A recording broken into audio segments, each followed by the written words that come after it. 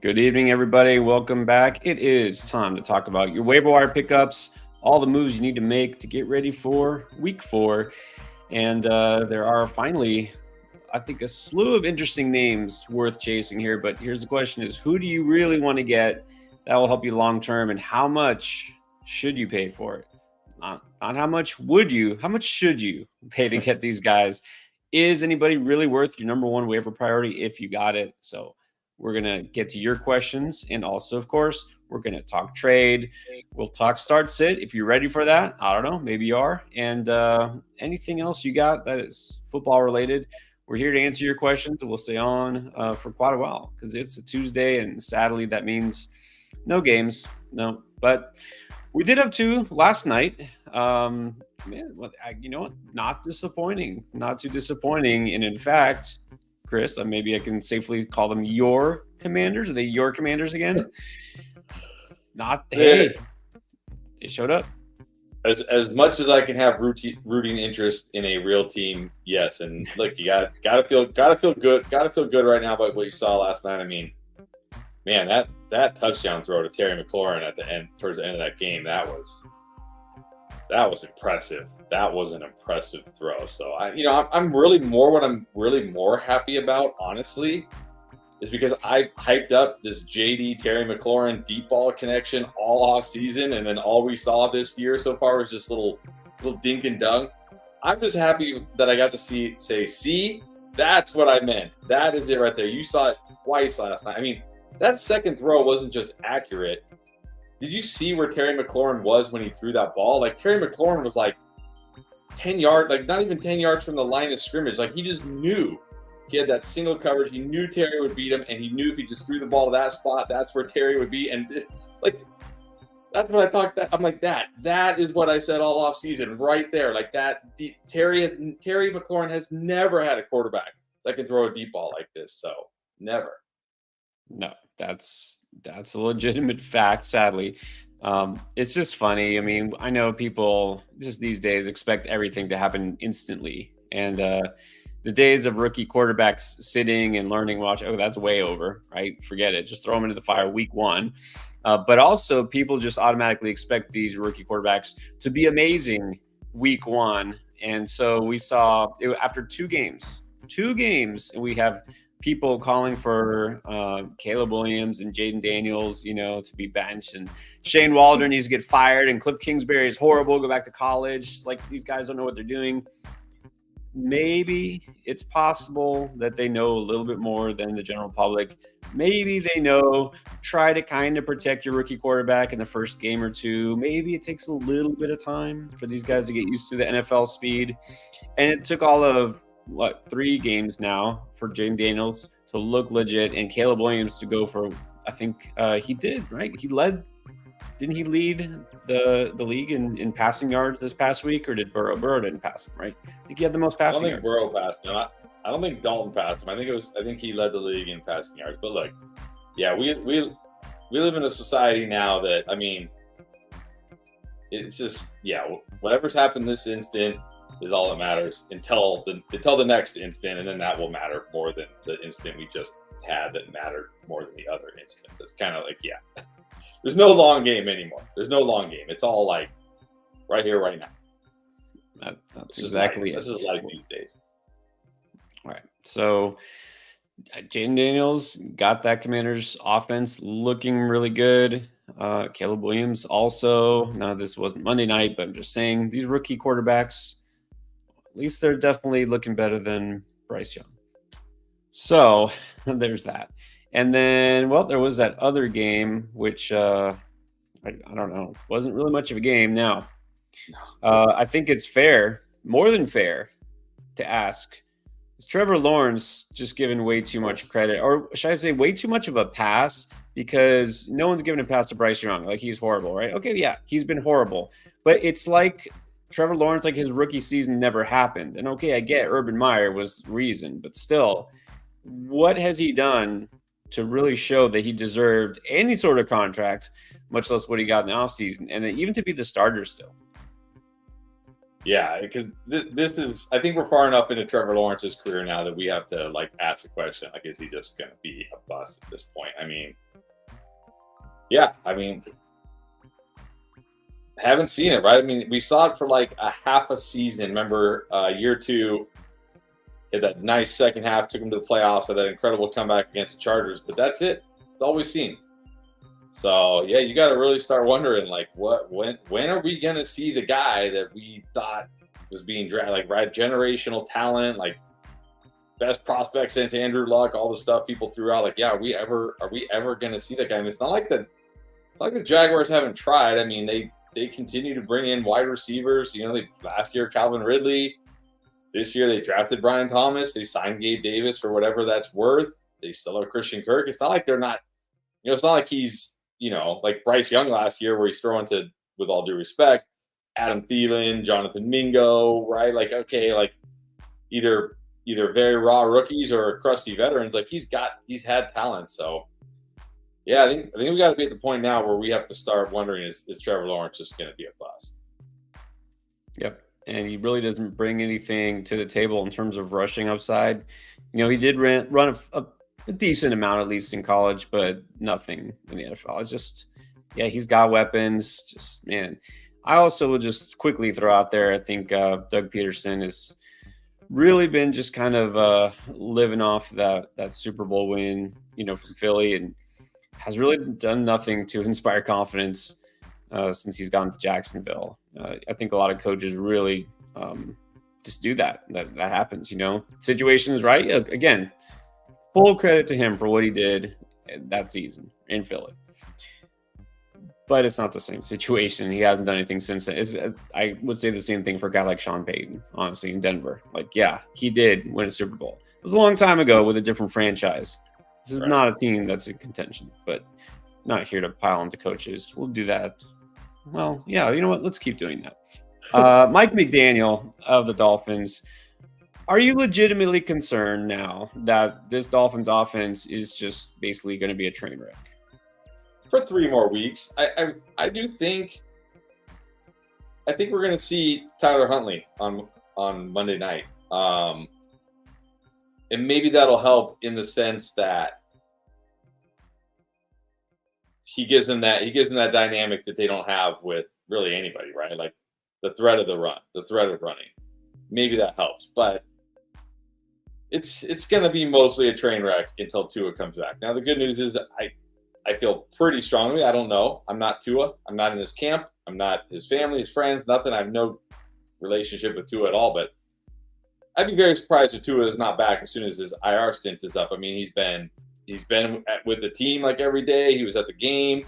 You know what I mean? Like that doesn't seem like if a guy who's at home contemplating retirement probably isn't at the facility every day, right? He's probably not hanging out with the team. He's probably distancing himself because he knows, like, I'm done, right? I'm done. So, look, I think as long as he's cleared after the 3 weeks, which I'm sure he will be, he'll be back. So this is why I said on the Buy Low video, go get Tyreek Hill right now. Like, yes, it might be bad. Like, you might hate it for the next 3 weeks, but if you can survive and just not, you know, hopefully not go 0-3 in those 3 games, if you can win 1 or 2 of those games, and then you get Tyreek Hill back with Tua for the last, 11 games of the season, like, yeah, you're going to love it. This next 3-4 weeks, something like that, is going to be really, really interesting. There's a lot of teams are going to make deals that might basically make or break their season, whether you buy low on a guy like Tyreek Hill, CMC, Puka. You're either going to get yourself a potential league winner stud on the cheap, or you're going to just flush your team down the toilet because you gave good players for nothing, because maybe these players just continue to either be hurt or don't do anything. So it'd be really interesting how that plays out. But isn't that a risk? Because I remember we did this in one of our leagues where I had by far the best team. I remember it was like week 6 or something, and I think Nate, longtime endgame guy, who's like, I don't know where Nate is the guy. You're like, hey Nate, can you find this? And it's like 5 seconds later, he's found it. Right? He had some tool that like literally was able to look at the whole league. Like, okay, if you played every team every week, here would be your record. And my record after like 6 weeks was like 2 losses. Like that's how good my team was. And that was the year. That was the year Calvin Ridley, like, that the year he got suspended. The year before, where he was like, "Oh, I don't know," right? Like he was having those mental issues. Remember? Mhm. And I was like, you know what? I'm gonna go buy low on Calvin Ridley, and when Calvin Ridley comes back, my team is going to be unbeatable. Like no one will be able to touch me. And Calvin Ridley never came back, and I got eliminated. I lost in the playoffs. But I looked at it like, hey, like if I make this trade and he comes back, I'm untouchable. Like I'm just cruising to the championship. So I kind of think you have to take those risks, don't you? Oh yeah. I mean, obviously it depends on the team you got in your situation, but if you feel like you need that upside, you feel it's worth doing, yeah, I'm never opposed to doing that. I did it. Look, I did buy CMC. Now, granted, I did that before he went on IR a couple weeks ago, but I think sometimes it's worth taking the risk. You don't have to do those kind of things out of desperation. Like, oh, I'm 0-3. If I don't do something now, my season's over. Like, no, you don't have to. But at the same time, if you feel like, you're just going to barely scrape by or maybe not, yeah, that's fine. You got to do something, right? You got to be aggressive, right? Just sitting back and rolling with the same players all year, it's not going to work, even if they are healthy. Well, there's definitely a lot to unpack still, but we're gonna do our best to unpack all your questions before anything else. So we'll get to them as much as possible. Of course, if you super chat, we'll definitely answer those throughout the night. Waiver wire questions first and foremost, and we'll do some other questions as well, as much as we can. And then this reminds me, don't forget that if you haven't tried Underdog, you should do it, because while you're setting those lineups, you can also get those pick'ems in. Underdog is still the place to go for your picks for NFL or MLB. Playoffs are right around the corner.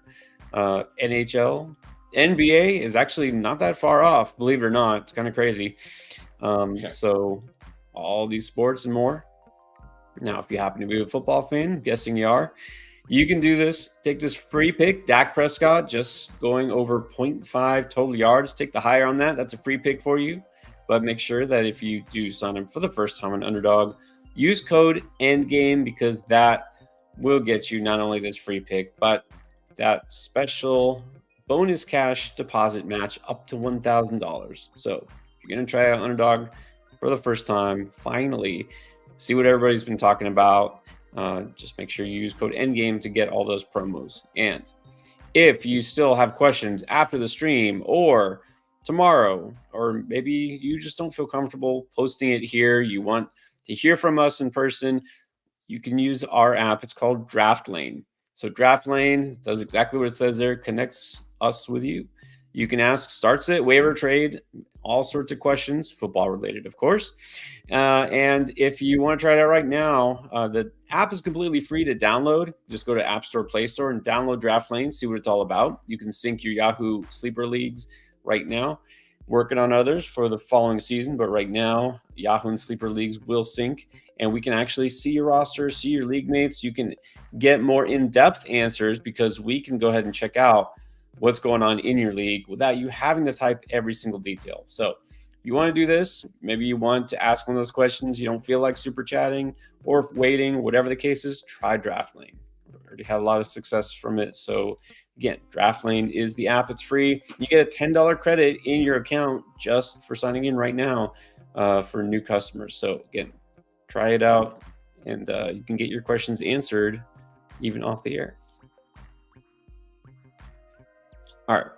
But someone who's always on the air with us is our guy, Brian. What is up? What's up, Brian? All right. A question and a hot take. All right. So question is, pick up Conklin or Freiermuth? So really, right off the bat, this is what we get. Like we don't get like a softball, like, here guys, warm up with, like, no, right off the bat we get a tight end question. So here's the thing. Like here's the thing with Conklin. I liked Conklin. Like if you watched any of our Underdog streams or anything, I was like, yeah, Conklin. I like Conklin as like a late round tight end. I mean, you look at the Jets. You got Garrett Wilson.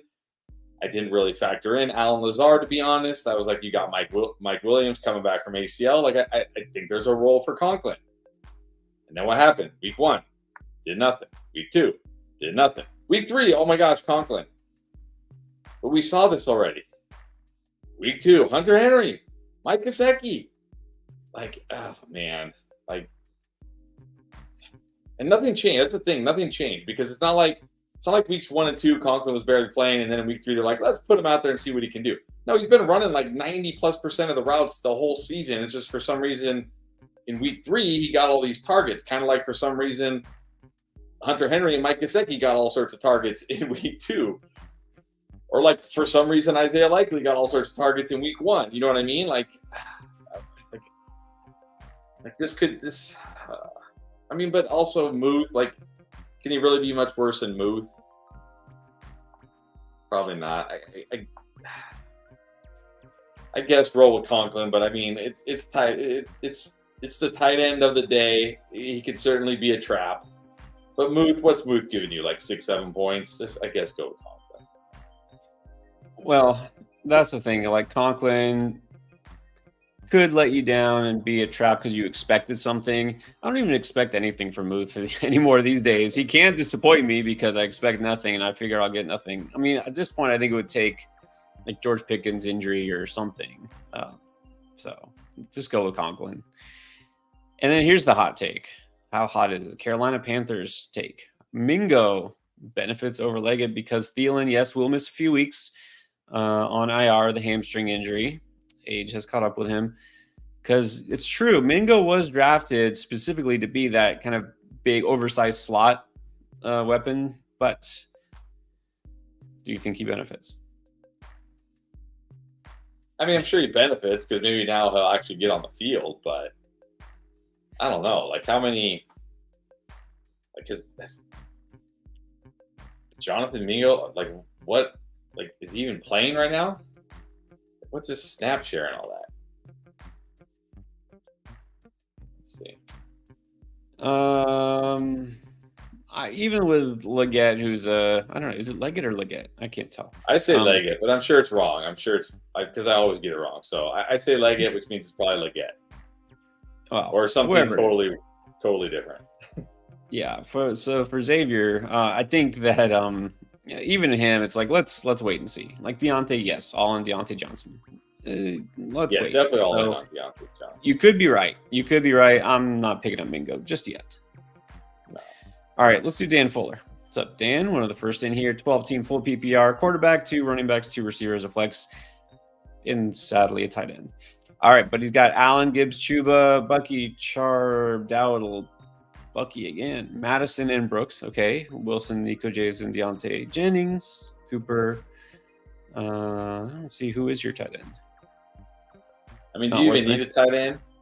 Like, if you just were like, oh, shoot, I forgot to put a tight end in my lineup. Like, how much would you lose the tight end position by to your opponent? Like 3 points, 4 points. Like, what do you?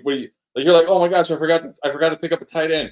And then you're like, oh, it's okay. Yeah. It's okay. His tight end only got 2 points. It's fine. It's totally fine. Still won without a tight end. It's possible. Okay, so here's the question. He's saying, would you trade Jennings or Ford? Okay, well, I was shaking my head because Jennings has to be the biggest sell high. I shouldn't say that. One of the biggest sell highs in the history of fantasy football. But I don't know. I mean, I probably prefer Ford because, like, Debo isn't missing the season. Kittle isn't missing the season. Maybe McCaffrey misses the season, but, I mean, Kittle will be back. Debo will be back, and then Jennings is going to go back to be the wide receiver 3, 4 in this offense and do nothing. So, yeah, I mean, but Ford is fine. I like Ford as a buy low, but I feel like you can get more, probably can get more for Jennings right now. Like Ford plus.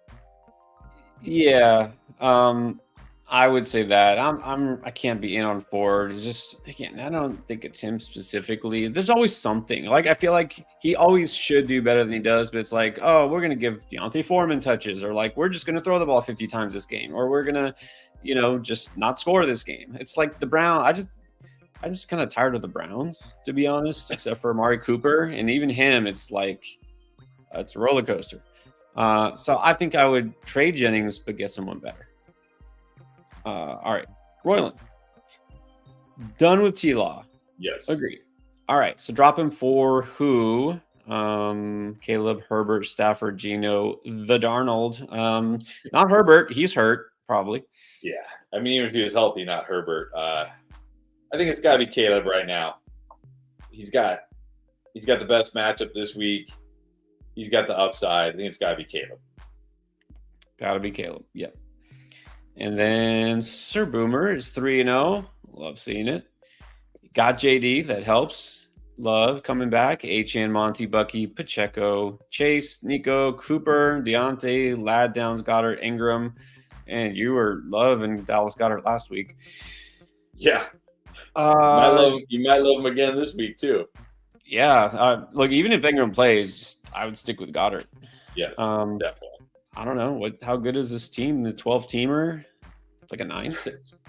Yeah, it's pretty good. It's for JD and Love. I might be trading Jordan Love right now with although maybe you just have the luxury you can hold them both. But with Jordan Love coming back, there's teams out there that would give up a lot for Jordan Love right now. But man, yeah, this team is really good. This team is really good, and you don't even have Pacheco right now. Imagine when Pacheco comes back. This has got to be like at least a 9, if not more. I think Sir Boomer is humble bragging here. I think that's what he's doing. Hey, do it, because you never know how long it's going to last. Do it. That's true. All right, so back to Jennings. Alan Wendling wants to know realistically. All right, okay, what can you get me at wide receiver only? So we're talking about a trade, I assume. I mean, it's always hard to trade wide receiver for wide receiver because, like, is somebody really going to give you a better wide receiver than Jennings? I mean, maybe right now you could, because people, like, if you go after somebody like maybe Dell, maybe JSN, maybe Jaden Reed, maybe Pickens. I'm trying to pick guys that like haven't really, maybe Higgins, although I know Pierre probably doesn't want anything to do with Higgins. I'm trying to think of guys that are like we feel like will be good, solid fantasy players, but haven't lived up to expectations yet, where people might just be like, I'm done with this guy, like kind of how Pierre's done with T. Higgins, right? Like, okay, I'm done with this guy. I'm tired of this guy, like not doing anything. Jennings got 1,000 points last week. Just give me Jennings. Like, that's what you're going to have to look for if you're going to go for a wide receiver. Right. And it's hard to say. People will overreact and overpay. They will. And if you're reaching out to, say, the Debo owner right now, assuming it's not you, maybe he's like, okay, I got to have this guy. So aim high and then work from there. Just not T. Higgins. All right, Moises Gonzalez, bleeding at the tight end position, join the club. And Njoku then likely who to pick up for the next couple of weeks. And Njoku is still up in the air. I think that's exact words they used, up in the air, for this week, which is not promising, although it's still early. Taysom Hill, I guess, is making a comeback. Mike Gesicki didn't get us 0, so there's that. Noah Fant still exists. Ty Conklin, we talked about. Zach Ertz is on the Commanders. And then Johnny Smith has to be a no. I think Ertz is the one where if you're like, look, I just don't want to deal with these tight ends like killing me every week. I think Ertz is the one I pick up. Like, this guy just gets you like 8 to 10 points almost every week. Like, he's not going to get you more than that, but he probably won't get you less than that. He'll get his 4 or 5 catches. He'll get his 40 to 50 yards, and you'll be like, all right, on to next week. If you want to shoot for a little more upside, it's probably Conklin. I'm going Conklin, the tight end du jour, who will let us down. So that's it. Yes. Hey, Gesicki didn't get nothing. It was almost double digits, almost. And Brenton Strange scored a touchdown. So there you go. That's like, that was the one that was like, yes. And even that was like, thank goodness he got that touchdown.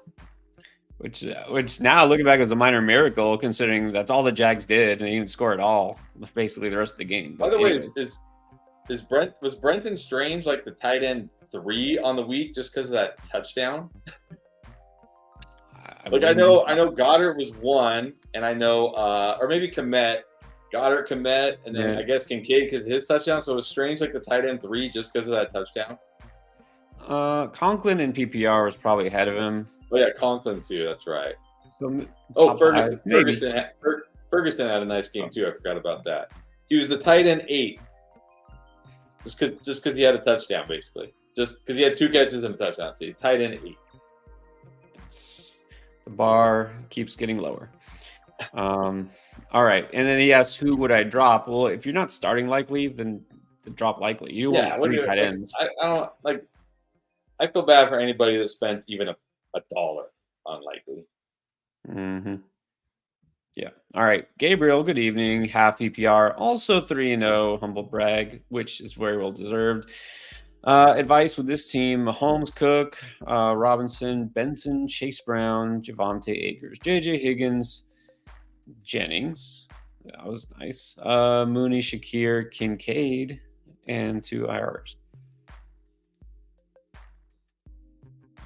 Are you? I guess I don't know. I'm looking at the receiving room here, and it's JJ, and then it's very kind of shaky. I think I would trade Jennings here.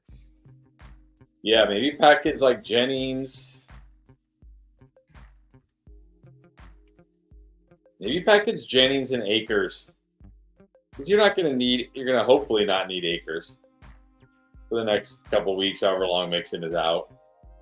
So maybe package Jennings and Akers and try to get like a real upgrade at wide receiver.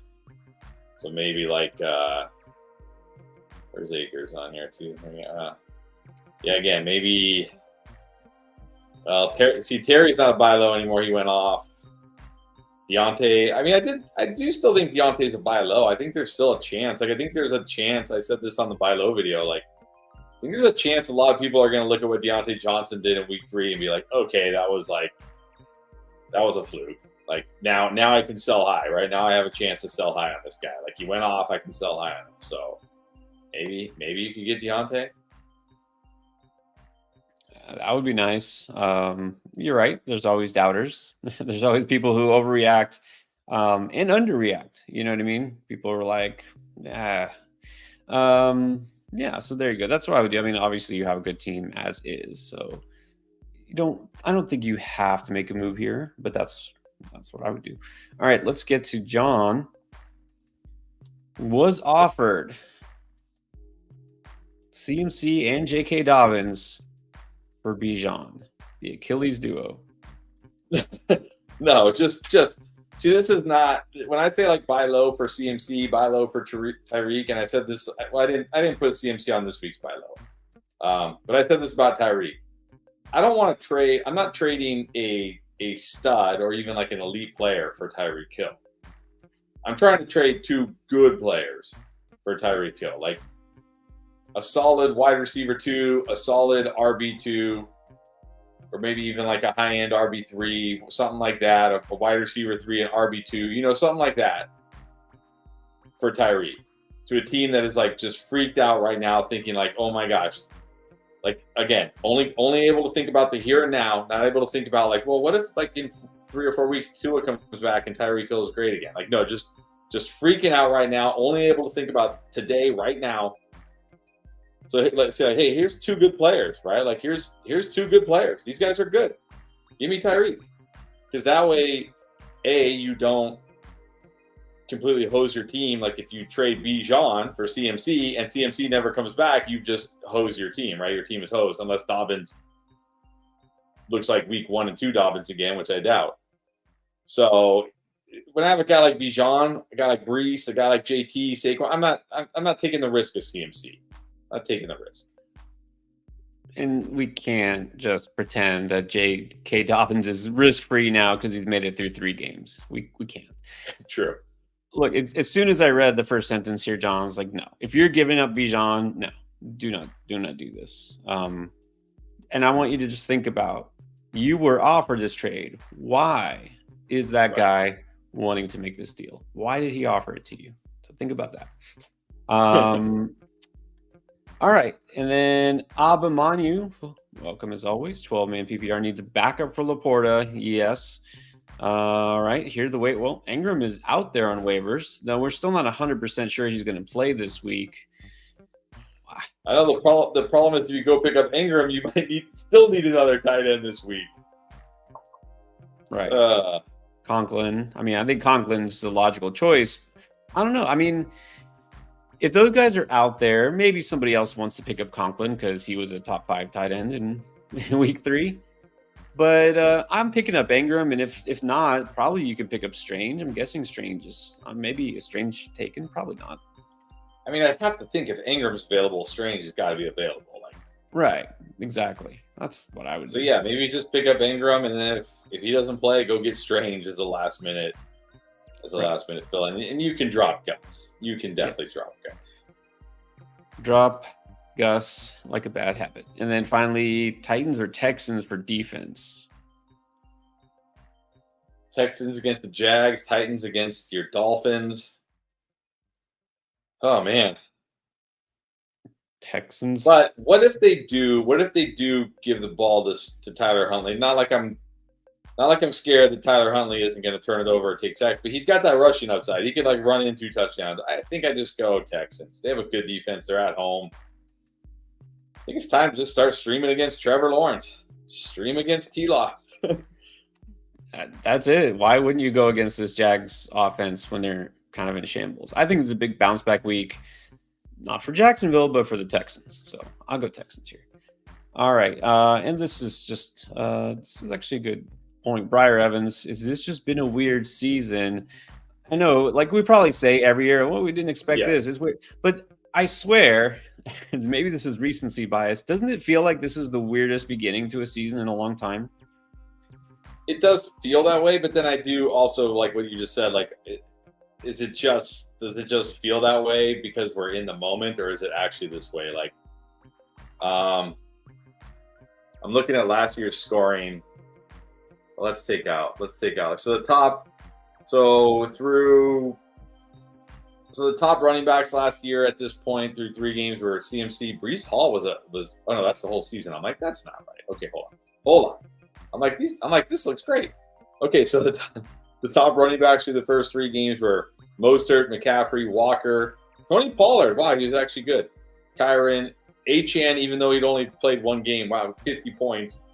Bijan, okay, that seems, I guess, pretty okay, I guess. How's wide receiver? Keenan, Tyree. I don't know, maybe it is. It does feel, but Neighbors, Rice, Godwin. I mean, yeah, your top wide receivers right now are Neighbors, Rice, Godwin, Juwan Jennings. Juwan Jennings from 1 game is the wide receiver 4. Jefferson, Nico, DK, Smith, Jaden Reed. I mean, he's only had 1 game. He's only had one, like week 1, and that was it. Oh my gosh, yeah. Okay, it's official. It has been a weird season for sure. But here's what I'll say. I feel like this happens every year. It just doesn't always happen the first 3 weeks. Like there's a stretch, it feels like every year where like random dudes are scoring touchdowns and all the studs are busting, and then it like goes back to normal. It's just, I guess just this year it happens to be at the very beginning. Well, one thing we do know for sure is, statistically speaking, you just look and say, yeah, scoring is down. Passing offense was down, especially after week 1. So we do know that for some reason that there's a little shift happening there. And I swear, and I'm not going to dig into like the numbers, but I swear there's been more injuries, significant injuries to big name players in the very beginning of the year. I know there's always a player or two who, tears an ACL or something in the beginning of the year, but there's more of these like multi-week injuries. So, and then just tight ends. Just not going to go more there. Tight ends. Stephon Diggs is the wide receiver 10 right now. What? Because he's scored a couple touchdowns. All right, but we do have to talk about tight ends again. Unfortunately, Leo Hilo, would you pick up Kmet and drop, well, I guess Gesicki? Yeah, I would drop Gesicki for Kmet. So we're seeing an interesting thing here where there's all talk towards the end of preseason that Gerald Everett was going to be the tight end 1, and then to start the season he was, but now we're seeing Kmet like reassert himself as a tight end 1. So yeah, I would drop Gesicki for Kmet. Right. No, I'm like all in on Kmet, but Gesicki is droppable for sure now. And then drop Texans for Minnesota. Minnesota this week gets the Packers on the road. I would just stick with Houston at home against T-Law. Yeah. All right, Jeff Rogers. Yes, I'm going to go back to tight ends. This is a tough one. Would you drop Pitts for Ferguson? I think I would, honestly. Like, I know we're just talking about like one game here for Ferguson, but Ferguson was a guy we liked in the offseason. He's in this Cowboys offense. I mean, that we say it was only one game, but in that one game, he's outproduced Pitts all year. So maybe not, because Pitts did have that touchdown in week 1, so Pitts probably still ahead of him. Yeah, I think I just take Ferguson at this point. I don't know if I want to drop Pitts, though. Can you drop somebody else for Ferguson and just hold Pitts? Yeah, I mean, you definitely should bench Pitts for Ferguson. Like you said, you don't have to drop him. And again, if you had said, do I bench or drop Pitts for, Brenton Strange or, Gesicki or something like that, Cole Kmet? No, I wouldn't do that. But Ferguson, I think you should feel pretty solid about. Yeah, so I just looked. Ferguson only has 4 less points than Pitts, and he missed a game and a half. So there you go. Yeah, Ferguson definitely more solid. Frosty, trade Najee Waddle for Cook and Pickens. Yeah, just give me Cook and Pickens. James Cook.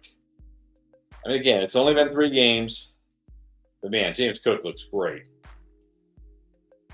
And Pickens will be fine. He'll be fine. So yeah, give me Cook and Pickens. Give me Cook and Pickens as well. Cook an upgrade over Najee for sure, and Waddle's going to be down for at least a couple of weeks. So, and then he's asking, should Hurts be on the trade block? I mean, what? Like we're panicked? I don't think so. I mean, look, I will never be opposed to trading the QB if you can get a very good positional player in return.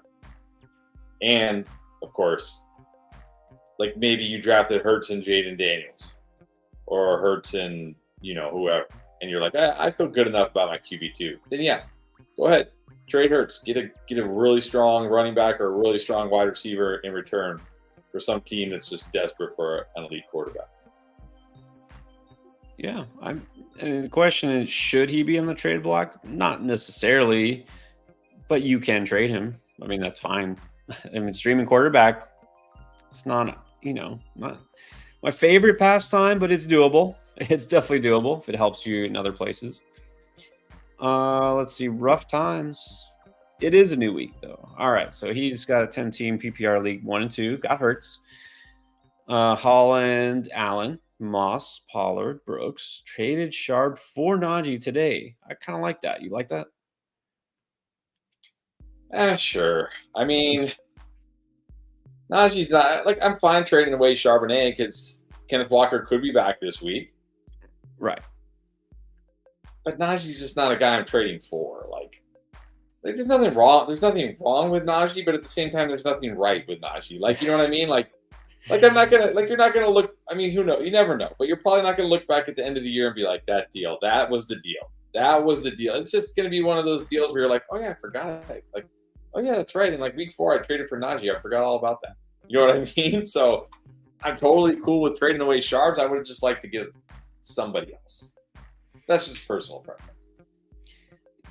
Yeah, I agree with that. I will say I was going to have Najee on the booms, but then they were like, oh, he's wearing a sling and he's going to be injured, and then they're like, he's fine. I was going to all in on Najee this week. So I'll say, look, you traded for Najee, start Najee this week. You got Hall, and look, Pollard maybe, Moss is okay, but I mean, I don't see why you don't just throw Najee in your lineup. I like him this week against Indy. I think it's fine because you got something for Sharp. Tight end is Andrews. But what do you do? Yeah. You pick up a different tight end and bench Andrews. I mean, no one's trading for Mark Andrews, so, and don't drop him. Don't drop him. Pick up a yeah, go ahead. So you know exactly what's going to happen. The worst thing imaginable when everybody benches Andrews, you know what's going to happen. The Ravens are going to be like, okay, we got it. We got to get him the ball, and he's going to have 10 catches. He's going to have a Cole Kmet game, 10 catches, 100 yards, and a touchdown when everybody benches him. This how it always goes. It's like Rashid Shaheed is like going to be the new Gabe Davis.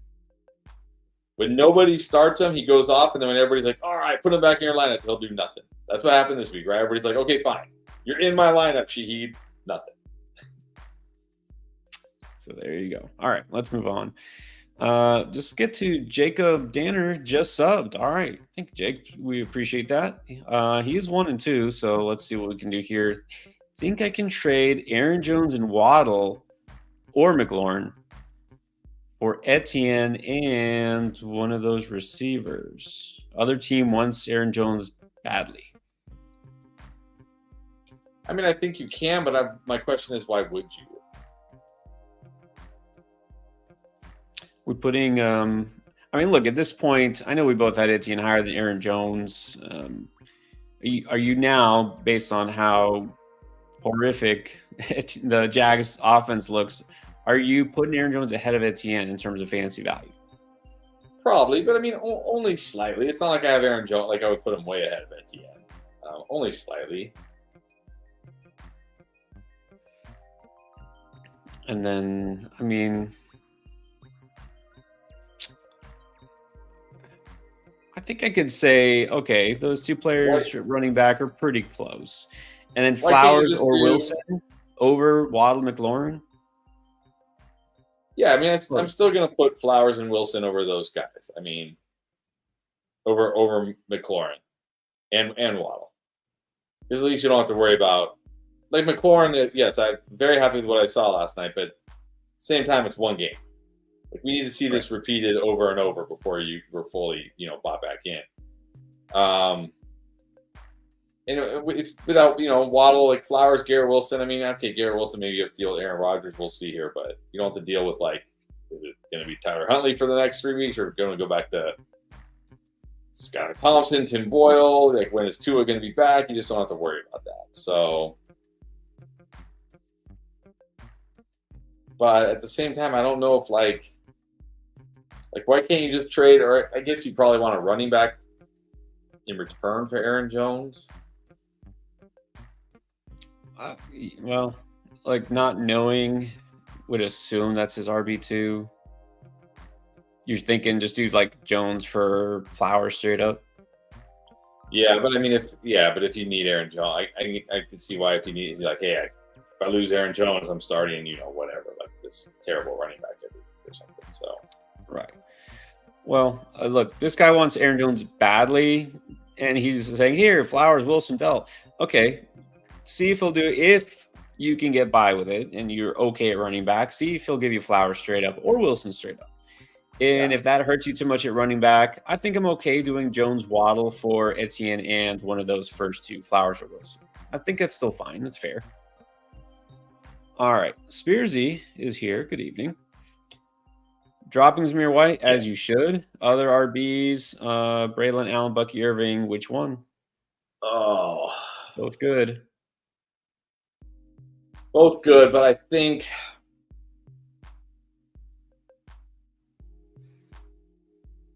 if we were going to say one of these, if we're going to say it's week 10, just throwing out like a random week down the road, and one of these guys is the RB1 for their team, I mean, it's Bucky Irving, right?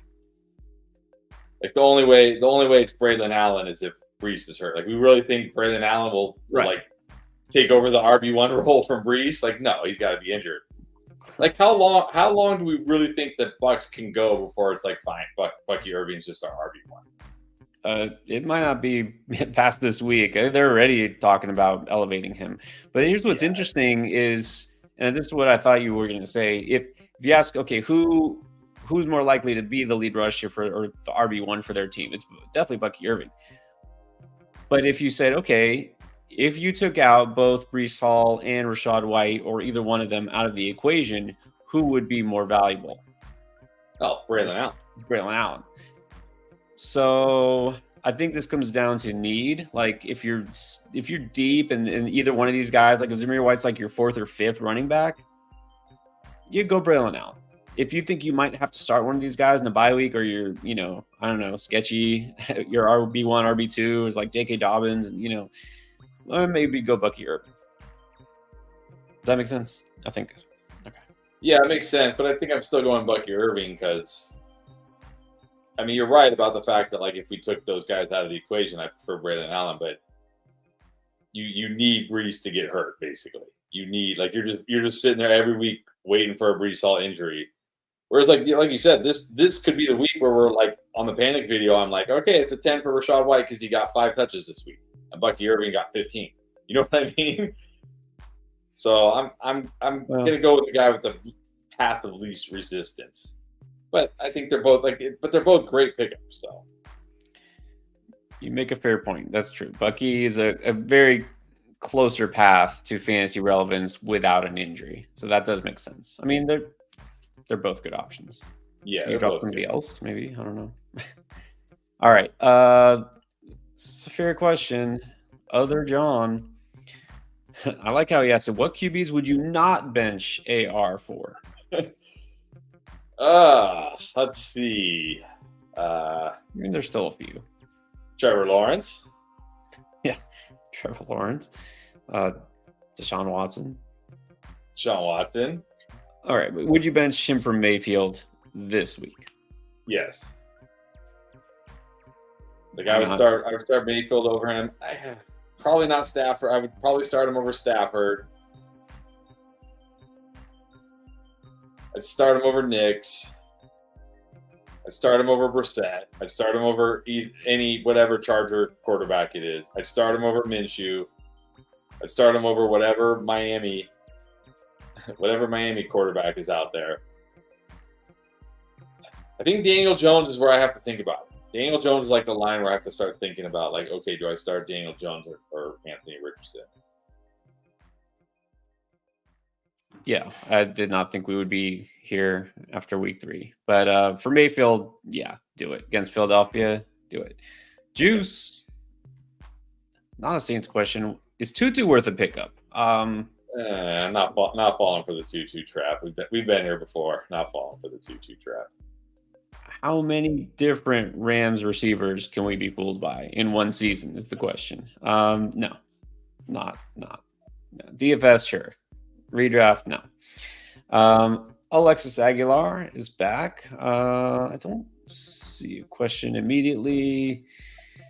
All right, Alexis, hang tight. If we do see your question, we will answer it. If not, I'll just say thanks. Let's do Michael Gazaras, who did also drop the super chat. And here is the question. All right. CMC for Brian Robinson and J.K. Dobbins. He's 2-1. He's got Kyron. Ford. Okay, so he would be getting the Brian Robinson, J.K. Dobbins side. Yeah, see, this is the kind of trade I want to make for CMC. Like 2 good running backs or a running back and a wide receiver. But you have Kyron, so you have an RB1. I hope after last week everybody is like, okay, Kyron's a set and forget RB1. I get it. Because people had a lot of doubts. I felt like on our streams last week, like we had a lot of Kyron doubters. But look, Singletary looks good. He's got a great matchup this week. Chuba looks great now that he's got Andy Dalton. Yeah. You got Ford, who like Ford is at least solid. Like, Ford is your RB4 is solid. Like I don't feel like you need these guys. Like I just feel like this gives you quantity over quality, and not that Brian Robinson's been very good, and of course J.K. Dobbins. Not that these guys are like not good, but it doesn't elevate your running back room. It just makes it deeper. Like it just, you know what I mean? Like the level stays the same. It just widens out. Whereas if CMC comes back, the level goes way up. So I'm holding CMC. Yeah, because I know no one's really excited about, my starting running back is Devin Singletary, Chuba Hubbard. They were both really good last week. I mean, I don't feel like you're really helping your team as much as you think by getting those 2 running backs, like you said. So you don't need to do this. Look, you can get by. And you got, what I like is that you have the Hubbard and then you have Brooks. If Brooks takes over, you got him. So you're good there. So, I mean, look, if you need receiver, maybe swap out J.K. Dobbins for a good receiver. That would make more sense. But you don't need to do this. Pedro Navarez, 10 PPR start sit. Hurts, Bijan, Aaron. Flowers, Ridley, Moss.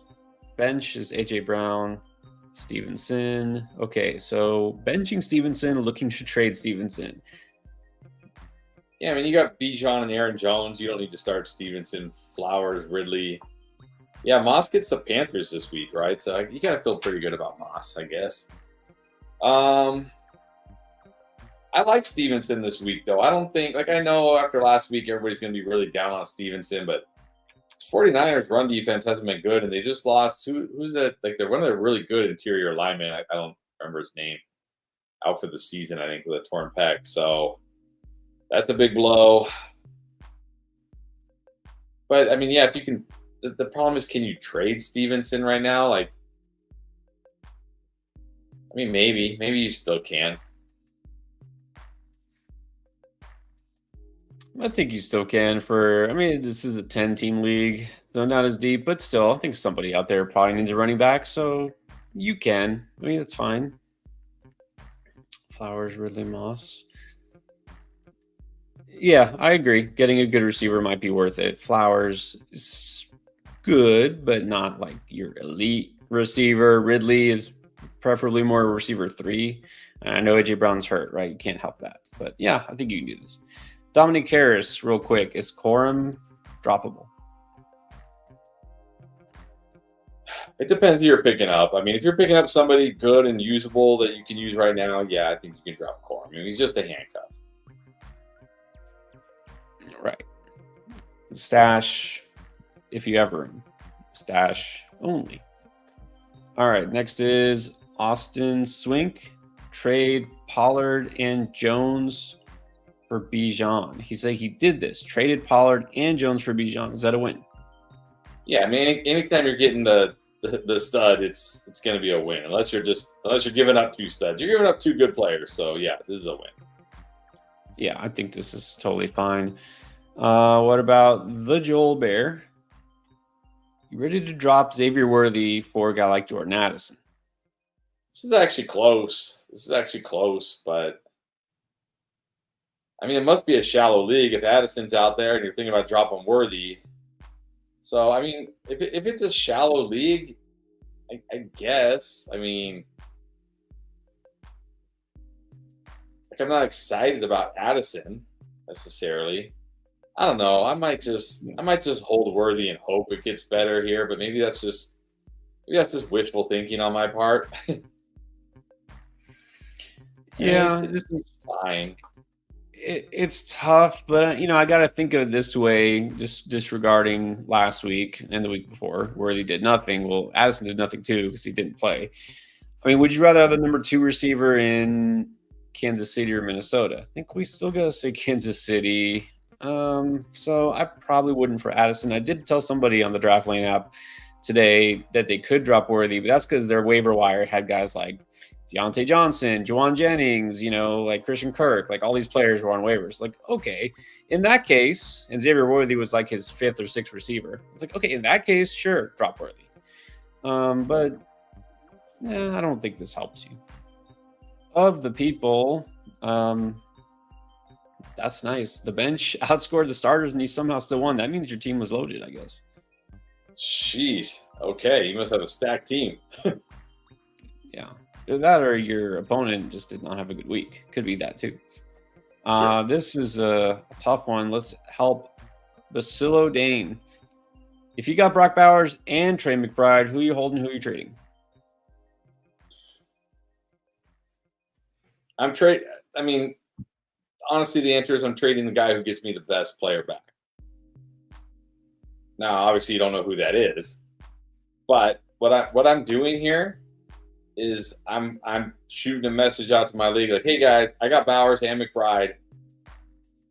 I'm looking to trade one of them for a running back or a wide receiver or whatever you need. Send me some offers and see who people are going after more. Are more people going after Bowers or McBride? My guess is it's going to be Bowers because he's a rookie and he's not hurt. I guess it's going to be Bowers. But look, you never know. Somebody out there might be like a huge McBride truther and gives you a great offer for McBride. You're like, okay, I'll take it. So really, that's what I would do.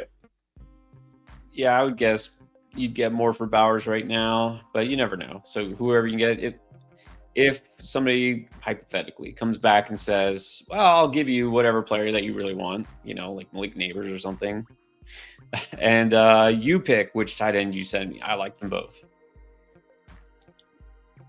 You know what? I might trade McBride away instead of Bowers. Just keep Bowers. Damian Lorenzo. Thank you, Damian. 12-team PPR. Got Love, Hall, Allen, Emmanuel Wilson, Pacheco, Neighbors, Nico, Reed, T, Addison, Yoshi, and Kincaid. Lost this week. Probably T. Higgins' fault. Need help in running backs. Trade starts it. Okay. Yeah, I mean, you definitely need help at running back. You don't want to be rolling with both Jets running backs. Yeah, I was going to say, I mean, Pacheco being out definitely hurts this team. Yeah, it would have been nice if T did a little something.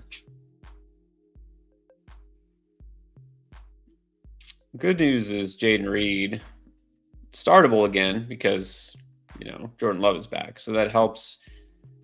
What do you do at running back? Oh, you got Love too. You got the Love Reed stack. I don't know. It's not a lot of. But I feel like T still has value. Like I don't feel like I feel like T still has pretty good value. Trade value? Probably be the one I'm trying to trade. Yeah. Oh yeah, that's the one I would trade. I would trade T. So again, I'm gonna say to guys like maybe you can get Aaron Jones for T. Brian Robinson for T, I bet you could do. Tony Pollard for T. You don't want Rashad, that's for sure. Let's see. Maybe probably can't get Monty for T right now. He's been too good. Maybe Ramondre if you're willing to gamble on him. That was just like an outlier week. You know what? That seems fair, and I think that's a good deal that I would make. That seems like a good ballpark right there, the Ramondre one. But depends on who wants him. Start sit. Well. Okay, start sit. I'll assume 2-2-1. Of course, Love. Of course, Hall.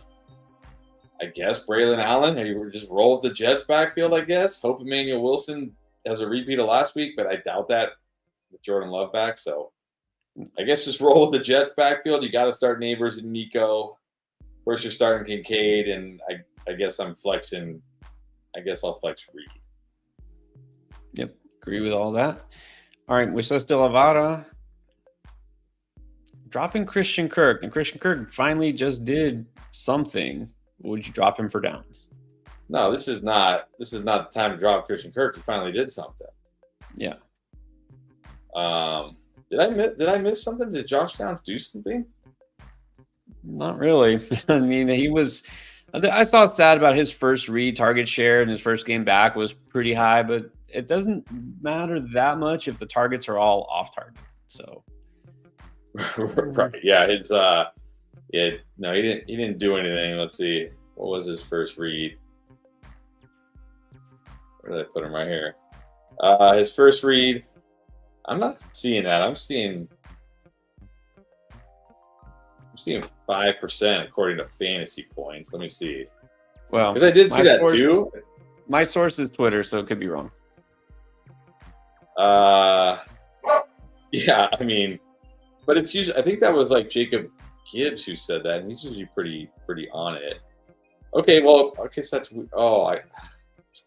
my sheet has it messed up. Okay, yeah, it was 33%. It was 33%. I'm one off on my sheet here. Okay. Yeah, so he did have a great first read target share, but yeah, like you said, I mean, what good are they if they're uncatchable? Yeah, moreover, this is not a good time to drop Christian Kirk, or you don't really have a compelling reason to drop Kirk after he finally did have a good game. So, no, I wouldn't do that.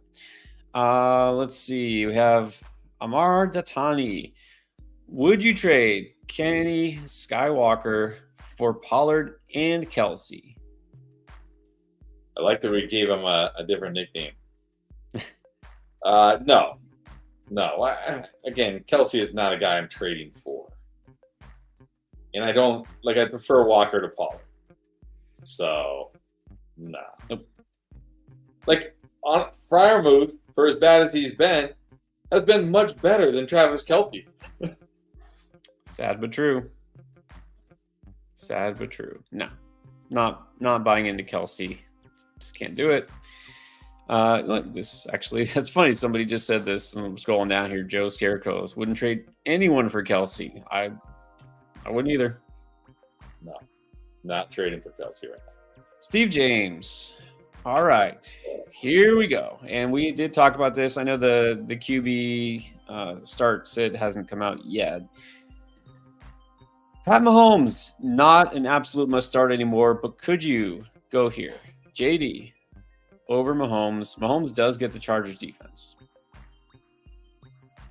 You know what? I mean, I want to try to avoid the trap of like, oh my gosh, Jaden Daniels was so much better than him, than Mahomes.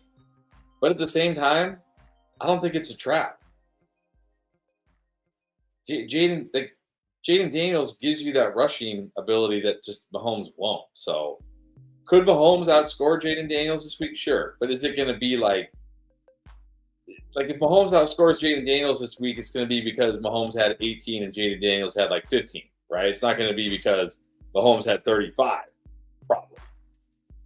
So I think JD has more upside right now. So I'm just going to take JD. And I know we always are very careful of not falling into the recency bias, but it's not one game. Now we've had 3 games of Mahomes being just kind of average for fantasy, not what we expected. And we've had, JD be solid, not make mistakes, not look rattled, and finally have a big game statistically. So I think it's enough. I think you can. Again, this week, because Mahomes does not have a great matchup. And he's not doing much. And Kelsey's dust. Yeah. All right. Benny Blanco start 2 running backs, Breece Hall, Braylon Allen, Rashad White, Bucky Irving. All right, we're just going all in on these backfields, which kind of makes sense. I think Breece is one. Okay. You got to start Breece Hall, of course.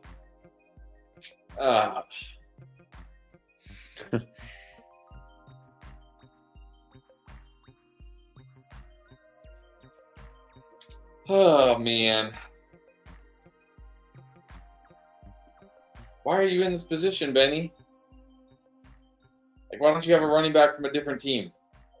Why do you have 2 running backs from 4 running backs from 2 teams? I kind of want to say Bucky Irving, but there's always the risk that it's like not the week he takes over, and then you're like, "Oops, why did I do that?" No risk it, no biscuit. Go Bucky. I mean, these guys are all risks, right? Because like Braylon Allen, I mean, okay, but still, if he doesn't score a touchdown, what do you really get from Braylon Allen? I mean, for Rashad White, I don't even know. Yeah, just go Bucky, I guess. Bucky and Breece. Bucky and Breece.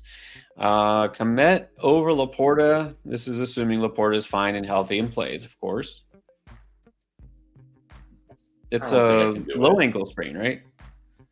Yeah, I don't think I can play Komet over Laporta again. Like we've seen these guys. I mean, every week, pretty much, you can point out like, oh my gosh, this tight end that we didn't expect had a big game, and then what do they do the next week? It's a lot of times it's nothing because So I'm still going Laporta. Laporta is good to go. Just gonna be a sucker and still play Laporta. Hams, Monty or Pollard, PPR.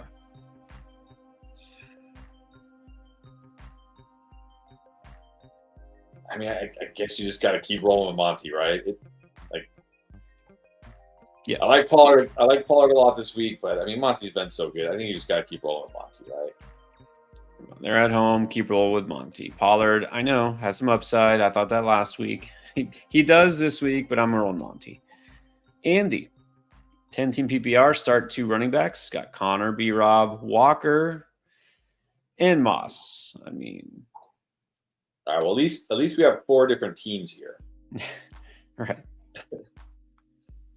Connor, I think, is in a great spot this week. I think you got to start Connor. And then I know Walker plays the Lions. And they've been so tough against running backs, but I just have a hard time benching Walker. So I'm probably going Connor and Walker. If you don't want to play Walker because it's the Lions, or if he doesn't play, then I'll go B-Rob. Yeah, I think Walker, if he's good to go, he's almost like a must start, borderline here. I want to start him if he's good to go.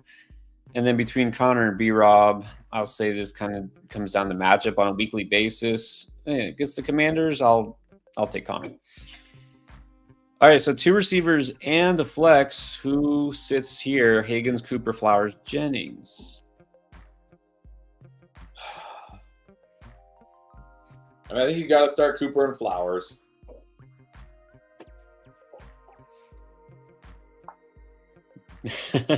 Do it. Jennings is gonna wreck so many fantasy teams this week, and not in the way he wrecked them last week. Meaning, like if you played against Jennings, he wrecked you. Meaning, like when you start Jennings this week, he's gonna wreck you. But who wrecked teams last week in a bad way? True. I guess just go. I know you don't want to be that sucker, but still, Higgins is just as big of a sucker play. He was already last week on. You know what I'm saying. I can bench Higgins in this group.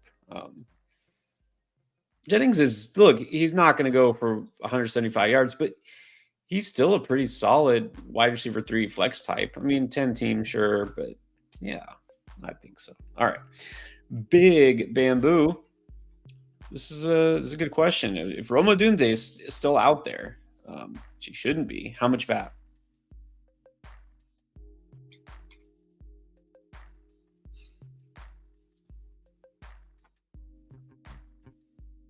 You got to go at least 50%. It depends how aggressive your league is and how shallow it is, of course. It's a very shallow. Like if it's an 8-team league, maybe you don't need to go as aggressive because, like, maybe people are like, well, whatever. I don't need Romo Dunze. But if it's like a 12-team or deeper league, I think you got to go at least 50%. Right. Assuming it's a, typical 12-team PPR league, I think between 40-50% is good. I definitely want to pick him up now. This actually leads to a good question here by Monkey Gaming. We trading DJ Moore for Josh Jacobs. I think this is very fair, very fine. If you need running back, like the team that needs running back getting Jacobs, great. Team needs wide receiver getting DJ Moore, great. I think this is very fair deal. Yeah, it seems more about need here. So you can do this. I don't really want to trade DJ Moore this week because I think he's going to go off, but it's fine if you need running back. All right, Brandon Sky, which, by the way, I think this was yesterday. You weren't here. Brandon Sky, we really need to do right by Brandon because apparently he benched Marvin Harrison in week 2 because of us, and then benched, who was it? I think it was like Aaron Jones or somebody this week. Anyways. No, we didn't tell him to bench. Not Aaron. It was somebody. Anyways. Well, we might have. I mean, look, if he has these 3 running backs, we might have said bench Aaron Jones because he's got Etienne and Jacobs. Well, yeah, he's got Aaron Jones. Okay, so should you be worried about these guys? Nothing to worry about with Aaron Jones. Nothing to worry about with Jacobs. I know he had a down game, but I mean it happens, and maybe you can be a little bit worried about Etienne, but he still was solid. He got like 12 points. He was still solid. It wasn't like he was horrible. He's been good this year, so I wouldn't worry too much about these guys now. I have to admit I'm a little worried about Etienne because of the Jags offense, and I was worried before last night, I would say. It's not like I had no concerns. Jones, the only thing I'm worried is that he'll get hurt, but hey, he's a running back. Jacobs, now I have far fewer concerns than I did before the season. So my answer would be yes, a little, and no. So that's that. And which, by the way, I know that we all have concerns about our lineups. You can't always get it right. You can't always win in redraft, but you do have a chance to win always. Every week is like a new week when you're doing pick'ems if you go to underdog. And in fact, you know what? I just saw today, best ball. We're big best ball fans, which is part of the reason we love Underdog. Best ball season, of course, is before the season, except now they have best ball resurrection. You can do a best ball draft right now. I love this. Don't you love this? Best ball in the middle of the season. Yep. So you can do a best ball draft right now. It's one of the things they do, but also, of course, the pick'ems. You can pick just on individual players. You got a good or bad feeling about players. Maybe there's a player you didn't get to draft him, can't trade for him. You can still take that player, go higher or go lower. But if you're new and you haven't tried Underdog, well, you definitely want this pick. It's Dak Prescott just getting 1 yard. That's a free pick for you, higher than 0.5 total yards. Bad as the Cowboys have been, I think he can pull this one out. So get that free pick plus any other pick. And we do talk about some of the picks we think are gimmies on the Start to Sit videos. You guys have seen those. So if you haven't tried Underdog, again, check it out. Make sure you use promo code ENDGAME when you sign up, because that gets you that deposit match as well as the free picks. There it is. So code ENDGAME, easy to remember, up to $1,000 of bonus cash for your first deposit. Again, if you haven't tried Underdog, still plenty of reasons to do that, even though the season has started. And then reminder again, if you didn't get your question answered, we will do all the super chats, and we're still working our way up there. But you can ask us questions anytime on the Draft Lane app. So don't forget, you also, if you're new to Draft Lane for a limited time, get a little $10 credit there in your account, which is good for a couple of questions. The app is completely free to download, so check it out right now, and you can sync your teams and see what it's all about. All right. Next, it's the Loop Digger. I think that's a Mad Lib reference. All right. The Loop Digger. Tougher matchup. Ayuk or Garrett Wilson? I know. I think you're muted. I forgot I'm muted. It's got to be Surtain. Garrett Wilson against Surtain. It's got to be the best shutdown corner in the NFL right now. Got to be. Gonzalez is good, but also Gonzalez doesn't always shadow.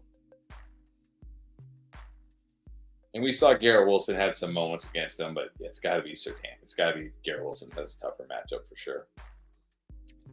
Definitely Surtain. We've seen him actually shut down some receivers, but also I dug in a little bit to the PFF grades now that we've had a couple games.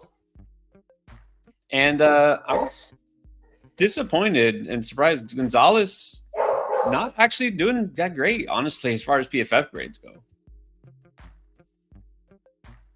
Yeah, but here's the thing. I saw something about PFF grades that it's not like they only grade when the ball is thrown your way, apparently. Yeah, so like it doesn't. Right. You could lock a guy down all game, but then the 5 times the ball goes his way, he's open, or like he gets open like 3 times the whole game, and they throw it to him, and it's like, well,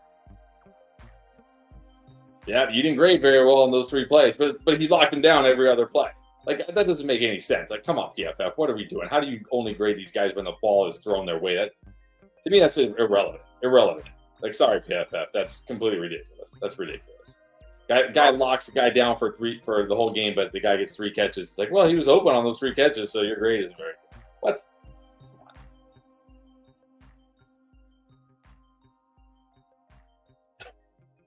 I can't rant about PFF more. Your dogs need to stop barking. I've ranted about.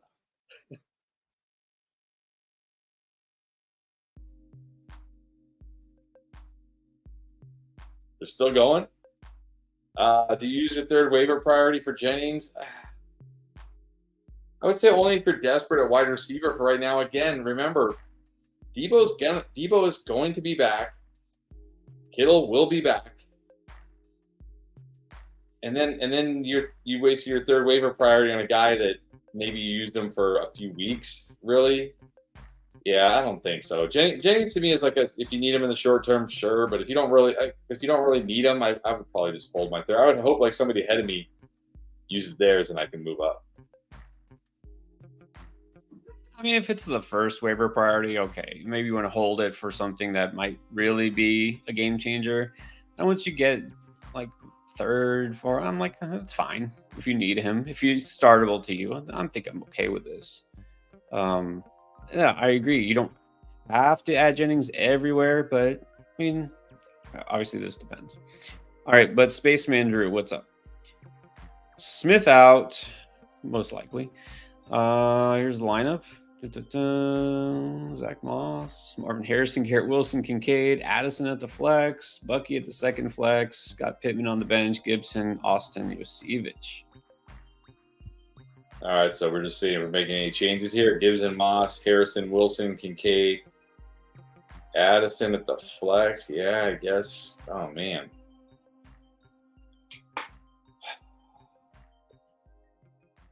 I guess Addison at the flex. I don't know. I might still put Pittman in over Addison. I know I'm down on Pittman, and it's not a good matchup, but, I mean, Addison coming off an injury against the Packers on the road, I'd probably still go Pittman over Addison, but, I mean, it could end up not even mattering, honestly. They could both be bad. Yeah, I think I would too. Pittman, because I'm not expecting a lot from Addison. Missed a couple games. I don't like the matchup. Texans do have two legitimately good corners here. So I don't love Pittman, of course. Don't love him this week, but maybe over Addison. Otherwise, you're fine. Okay. Chris wants to know. Accepted trade, half PPR, 10-team league, worth it. Hurts and Godwin for Chase and Swift. Right? I mean, unless... Well, I don't...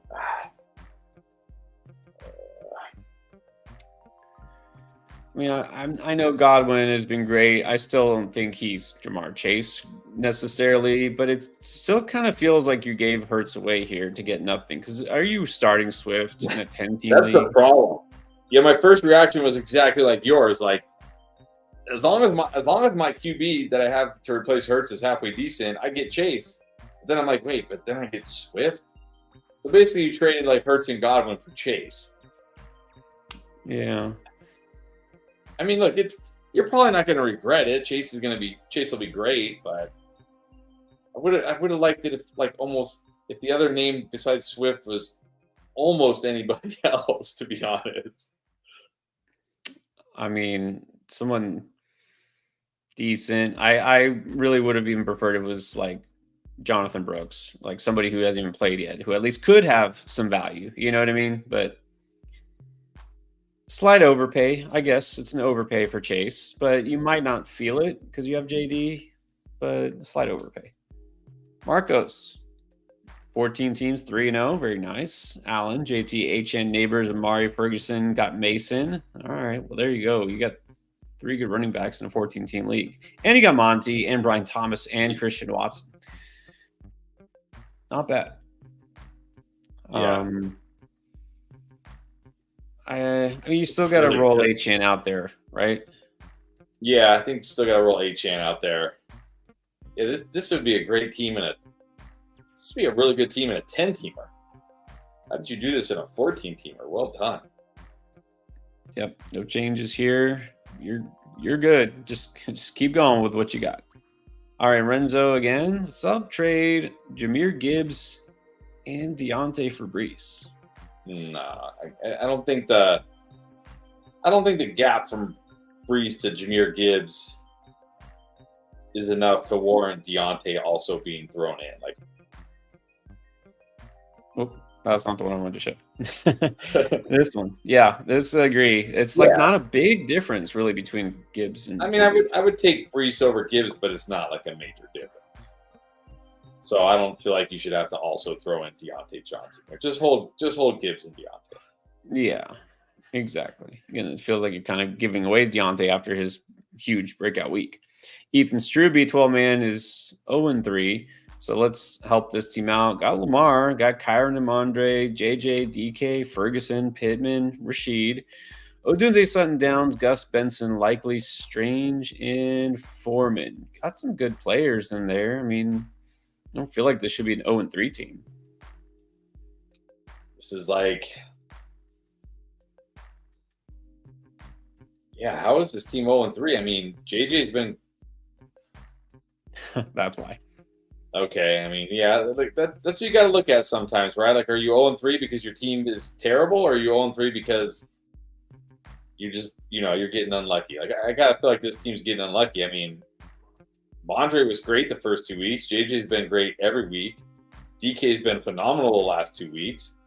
Kyron's been good to great every week. Lamar's been good to great every week. Okay, Pittman's been bad and Ferguson was hurt, but still, like, if two of your players aren't very good, you should still be winning some fantasy football matchups. You don't need, like, every one of your guys to be great every week to win fantasy football matchups unless you're getting unlucky. So, yeah, I think you're just getting unlucky here. I wouldn't panic or anything. No, there's really nothing you need to do. Hate to say, Mondre should be okay. Got good receivers. Pittman hasn't done much. I think he's got to do better. You got a Dunze. Look for this week. I would start a Dunze over Pittman. Oh yeah, definitely. Ferguson, you don't have after Ferguson. He has Likely and Strange. I mean, we don't need 3 tight ends here, do we? No, you really only need Ferguson. No, you really only need Ferguson. Yeah, you can work the waiver a little bit. You can drop Foreman and you can drop Strange since you don't have Ingram and take some more flyers. Trone Force 2-1. Top receivers are Tyreek and Cup. Doesn't feel good. Got McLaurin, JSN though. D-Rob, write it out or trade one of those guys.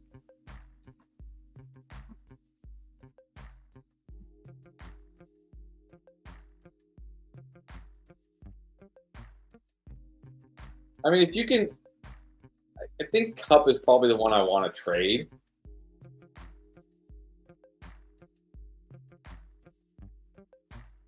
Because again, Tyreek isn't coming back from an ankle injury, and he doesn't have to worry about Puka coming back. And I guess he is 30, but he's not 32 or whatever Cup is. But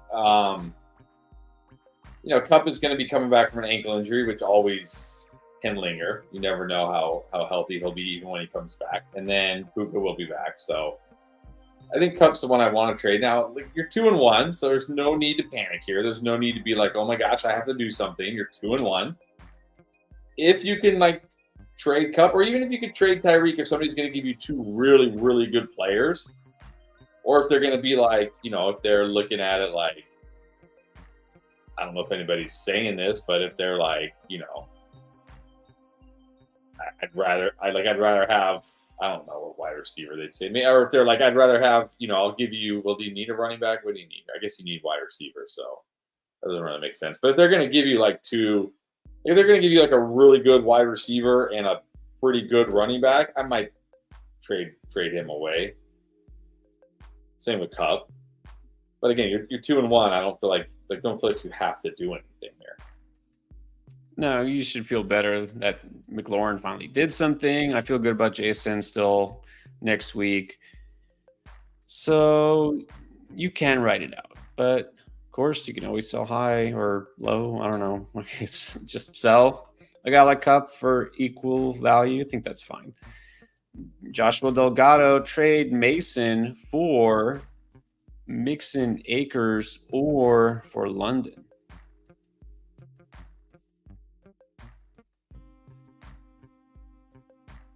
I mean, how do you feel? Okay, so how do you feel about this Christian McCaffrey going to Germany to get the Kobe Bryant treat? There was a lot of concern about it last night. People were like, "That's it, season's over." Like, he's going to Germany. Like, I don't know. Like, that was like the kiss of death or something. Like, I don't see why that's a bad thing. I mean, I don't know why.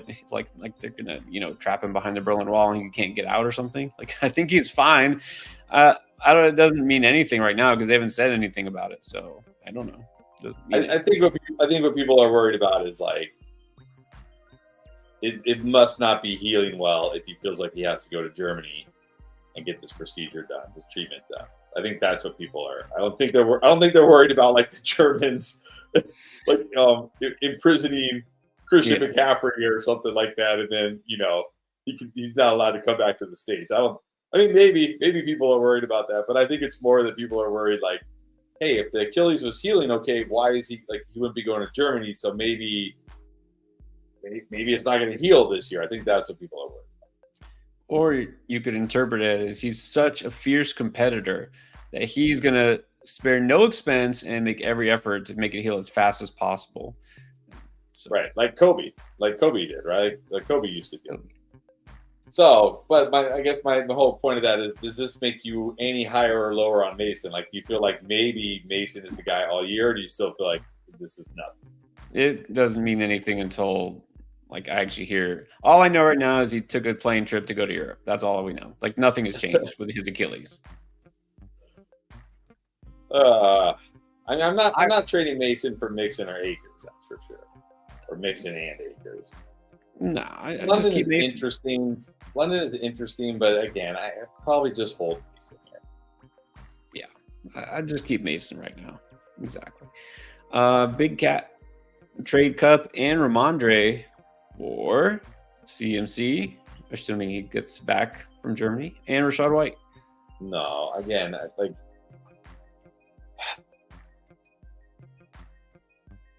the problem with Rashad White is you might not even have a usable running back pretty soon. Like Rashad White might be a handcuff pretty soon, or Rashad White might be one of those guys that we say like, oh, he catches passes. So if you're looking for like a floor flex play in PPR, you can start Rashad White because he'll get like 4 or 5 catches. You know what I mean? Whereas Ramondre is gonna, as long as Ramondre stops fumbling, he's gonna be the workhorse there. Cup didn't go on IR, so you got to think he'll be back probably in a couple more weeks. I think I'm just taking Cup and Ramondre here. Yeah, I think so. Because to me, White is clearly trending down. Ramondre, I think, is pretty steady. So I prefer that side. And then both are, of course, risky. Both expected, best case scenario, to come back around the same time. I think CMC is more worrisome. I'll put it that way. So, yeah, I'd rather have the Cup side. So, of course, here's another one. Gary Lytle. Is it too early to move away CMC?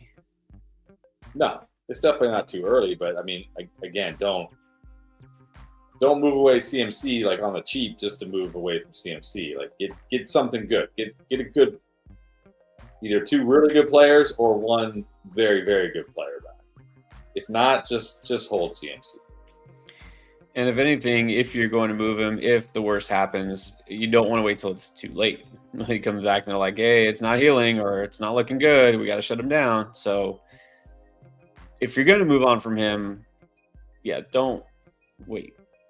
Happy needs serious help setting the lineup. Start 2 flex, 2. CD, London, Garrett Wilson, Odunze, Jennings, Deontay Johnson, and Dell. The bench was insane, but we want the starters to do better. Yes. All right. You got to start CD. I think London is probably my other start. I'm flexing Deontay.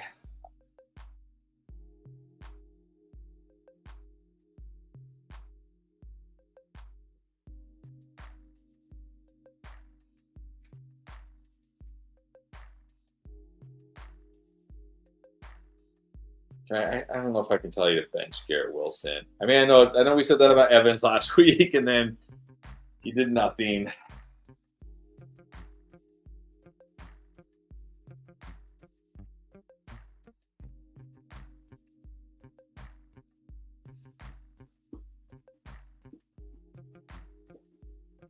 I don't know. I'm like, he's your second flex. I'm playing Garrett Wilson. CD, London, Deontay, Garrett Wilson. Well, this one, Happy, we're going to differ on this one. I mean, obviously CD, not changing that. So CD, you got to start. I like Deontay. Set, pretty much forget. Okay, so CD, Deontay. I like Odunze this week. I want Odunze in there, so I'm going to start him. And then for me, I'm debating Garrett Wilson or Juwan Jennings. I might, although now Brock Purdy, he's dealing with something too, isn't he? Yeah, he's something with his back, but it doesn't sound serious. And also, look, it's the Patriots. They're probably not going to have to pass it that much. So I guess I will just stick with Garrett Wilson. But I do like Odunze this week. And then next is Rec 05. Standard, 3 receivers. Evans, Adams, Neighbors, Cooper. Brees, Kyron, Pollard, Moss.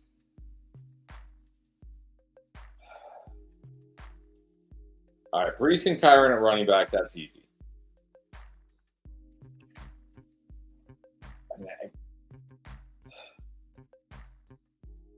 Evans, Neighbors, Cooper. But I also it's hard to bench Adams. I think it's okay this week. I mean, you got to be backing on Evans this week. Cooper, yes. I mean, you think he's going to boom again? I think he could too. And then I think we have to start Neighbors. So I think I'm okay benching Adams in this case. So, and, your receivers, I mean, I don't know. I guess Amari Cooper is not exactly stable, but I think you're pretty good. Short season. Walker, Sharps, or Chuba.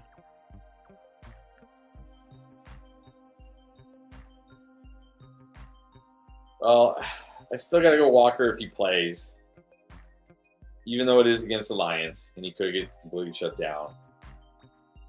But I will say, if he doesn't play, I might go Chuba. Because I don't feel like, I know Charbonnet's coming off that big game, but I don't feel like he's the kind of back that can, like, you put him in a tough matchup. I mean, look at what they did to James Conner last week. Look what they did to Kyron in week 1. The Lions' run D is legit. So I'm either going Walker if he plays or Chuba. Yeah, that's exactly what I was thinking. Chuba, you got to feel really good about now. I would still put Walker in if he starts. Wilson, Reed, DJ Moore, and Jennings, pick 2. Honestly, DJ Moore is the one I feel the best about here. Same. And then again, I'd probably still go Garrett Wilson. I mean, look.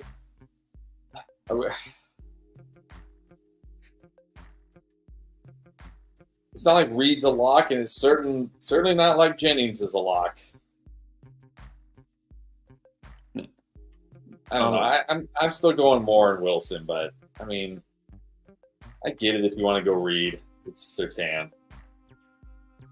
I think I would. I'll go DJ Moore is my first choice here, and I would probably go Reed next. All right, let's do a quick lightning round. We're going to catch up. Point now, like whatever wide receiver is playing against the Broncos is just benched. Maybe, maybe. But look, it's not like Garrett Wilson's been lighting it up, anyways. True. You know what I mean? So I think it's a little easier. Okay, we're going to catch up super chats from the past hour. Let's do a quick lightning round. Some non-super chats, so pay attention if you dropped a regular chat. Let's do Wolfman, regular here. Who goes in the lineup, Braylon Allen or Carson Steele? I'm still going Carson Steele. I mean, I know he didn't have a huge game last week, but he got the touches. He got a catch.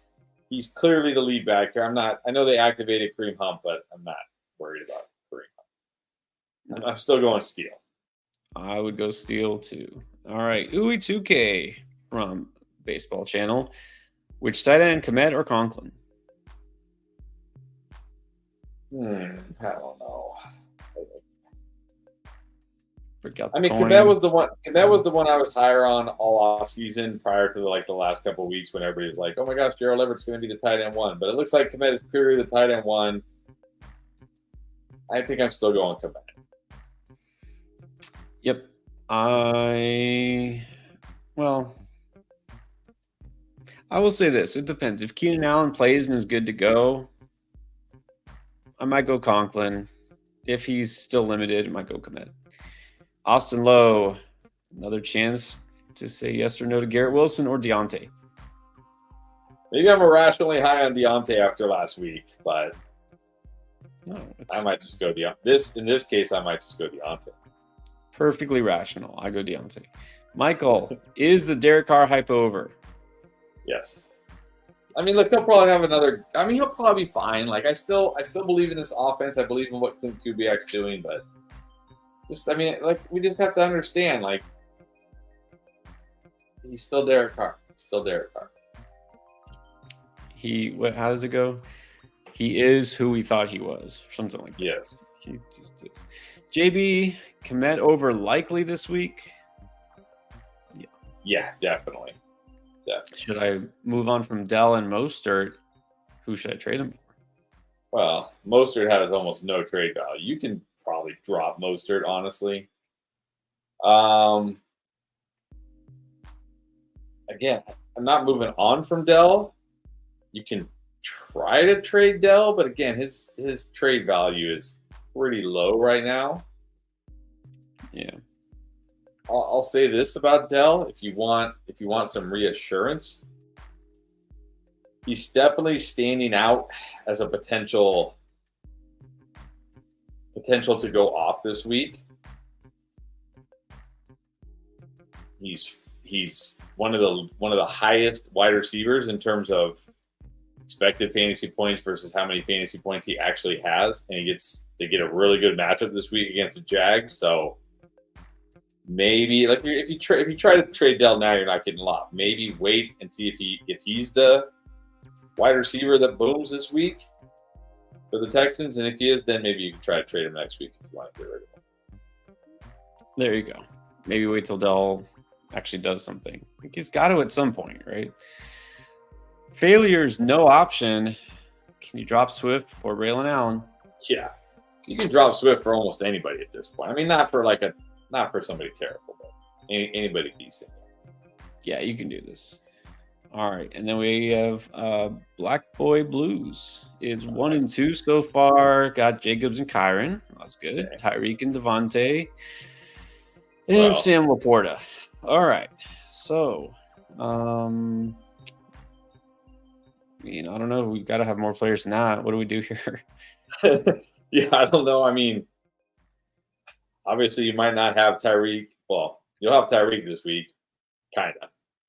He'll be there. He'll be in your lineup, I guess. But you might not have Smith. You might not have Laporta this week. Oh, look. Here. This is more helpful. Okay. All right. So also does have Jordan Mason. Okay. Hunter Henry, Braylon Allen, Ladd, Brian Thomas Jr.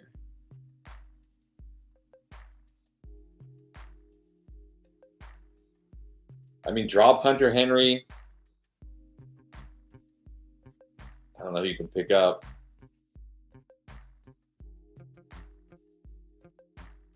I mean, you probably need a wide receiver.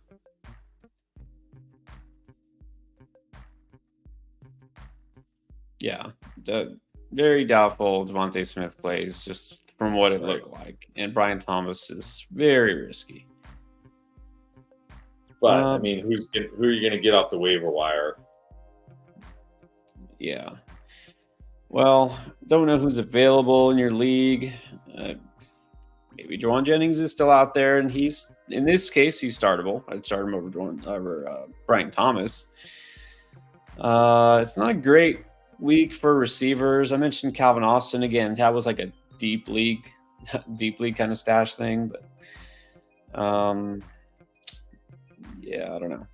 You're gonna need to stream somebody probably at receiver. But look, you have a good quarterback. You have two really good running backs. You have two good receivers who just happen to be either hurt or missing their quarterback. I think long term you'll be okay, and don't freak out too much. NTY 2-1. All right, let's get to 3-1. Got Baker, Nico Amon-Ra, James Cook, Jordan Mason, Gesicki, Pollard, Connor, Shakir, Yoshi, a defense and a kicker.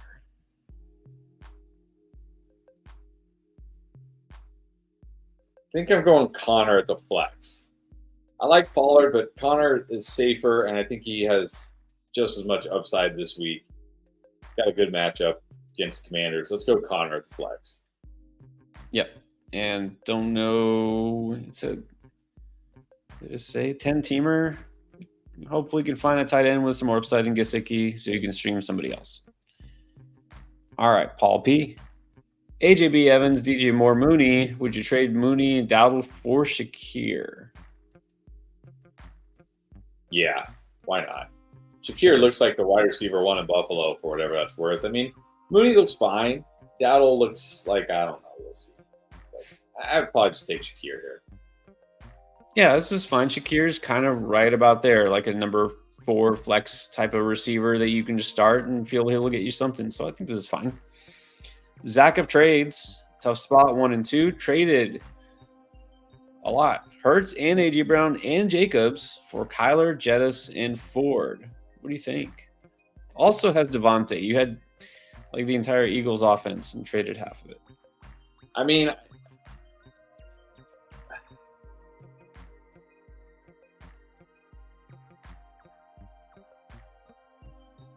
Kyler Hurts, fine.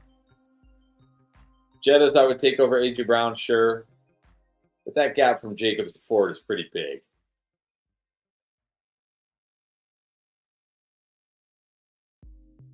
Like, I wish you'd gotten because I mean, okay, Hurts is the better QB here. Jefferson's the better wide receiver. Why do you have to take a massive gap on the running back? Like, why couldn't you have gotten Jacobs for even a Ramondre or an Aaron Jones or a Brian Robinson, somebody like that? Like, why Ford?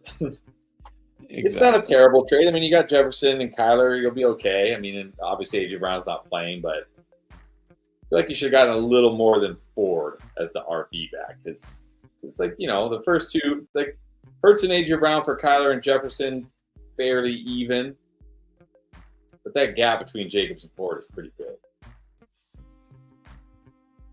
Yeah, that's exactly how I'm feeling. Would have been better for you if the RB deficit wasn't there, but it's not going to kill you.